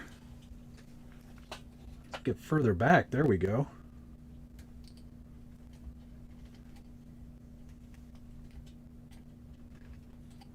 Sweet. Look at that thing. It's huge. That's what she said. Let's see if the body will sort. Oh. Oh, man. I may have a problem because that looks too good. That's going to be amazing. The body will clear, no problem. I haven't chosen a motor yet, Andy. But yeah, that looks great. I'm so happy. Tell me that's not going to be awesome. Once I get the body sort of positioned, I think I may have to cut the rear window. But yeah, that's going to be so rad. I should put a fuck in there.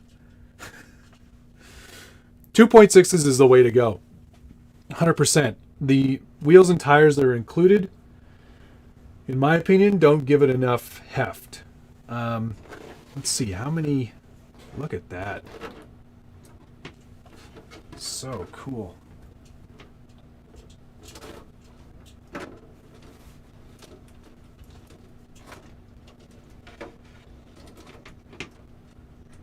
What was I going to say? How many squares? It's a lot. If we're talking wheelbase, it's 1, 2, 3, 4, 5, 6, 7, 8, 9, 10, 11, 12, 13, 14 inches or so. But yeah, that's going to be great. You want to see me score and snap a body? I mean, I'm kind of, you know what? I'm not going to do that on camera because I want to take some serious time. And I don't want to mess it up because this is like a one-off kind of thing for me in terms of the body. So we'll probably leave that for now. But yeah, dude. There it is. Oh yeah, sorry. Let me take that off for a second. Even that looks kind of crazy sick. Put my hand under it. I won't cut too much, Matthew. Not a lot of sway. That sway bar is doing its job. But man, oh man. What a monster. Truck. I don't know. Wheelie King wheels and tires, maybe. No way. Fit the body to the cage. Don't weaken the cage. No, I won't cut the cage. I'll definitely make the body fit. I think it'll only require some mild trimming along the back here. Just make it sort of along the back here and fit it. There's only a little tiny bit of cage that would stick out, so yeah, I think that's pretty doable. I think that's going to be great. I'm super more excited than I thought I was going to be about this. I think the wheels and tires look great. It'll be a nice monster truck with a bit of old school flair. Yeah. I'm thrilled. That's amazing. And that went together a lot faster than I thought it was going to as well. Plenty of time for me to still clean up and enjoy this beverage, which I'm going to grab right now.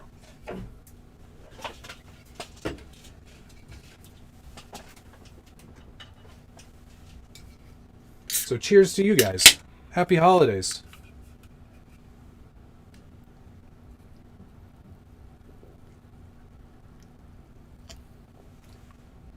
Yeah, maybe open up the bed. You know what I'm definitely going to do is I'm going to use the rear wing that came with this body. Because that's pretty cool. That's a piece I didn't even know existed, if I'm honest. Let me open that up. It's got these nice... You see that okay? Nice kind of speed lines in it. And that gets put right on the back. And yeah. Man, I'm so stoked. I'm a lot happier than I thought I was gonna be about this. I think I'm gonna do box art for the body. Speaking of, it came, like, I still have the original sticker sheet, so all of the original stickers are there in pretty decent condition considering the age, because these are like, what, 14, 13 years old, give or take. The box art isn't nearly as interesting because this is the old monster truck where they suggest you put it on like a T-Max or a Savage. I think this is a Savage. This is sort of the boring paint job. I'm going to do the AX10 Scorpion, silver, well, the Betty, the other one, the little guy. This one. So it's going to look kind of like that, basically. And yes, all the bullet holes will be applied. But I think the silver along the top with the neon green, that'll look really nice, I think. Yeah. Cool. Scan the sticker sheet, please. I don't think I could do that. I don't have a scanner, first of all. And you know what though? Maybe we do a little like tribute or something. Like we don't actually recreate the actual sticker, but maybe we do like a t-shirt or something to kind of commemorate the Betty. That would be kind of cool. No, Wes, all done. It's finished. I did it. How long did that take? What time is it? 4:30. 3.5 hours. That's not too shabby. I feel pretty good about that.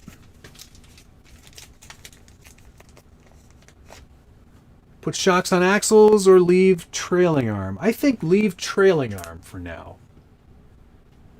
Doesn't it look good, Josh? It looks pretty good. It looks better than I was sort of anticipating it looking. So, cheers to that.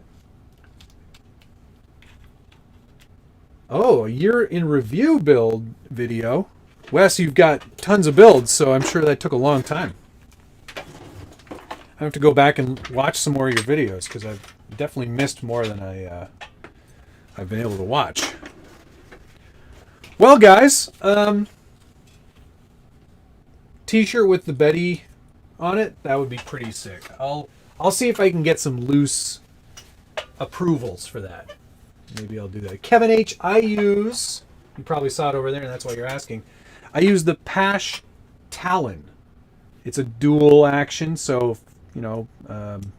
press down for air, pull back for more paint. It's a great airbrush. I really like it a lot. Lots of adjustability.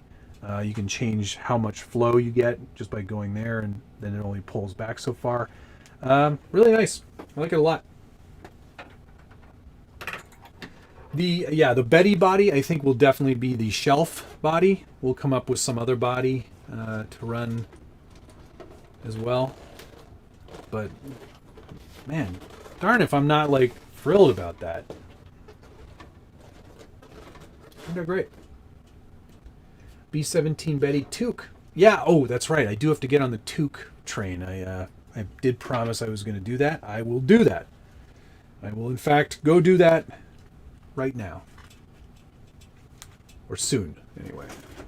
Well, I hope everybody enjoyed. I had a super fun time putting that together. It was a blast communicating and chatting with everybody.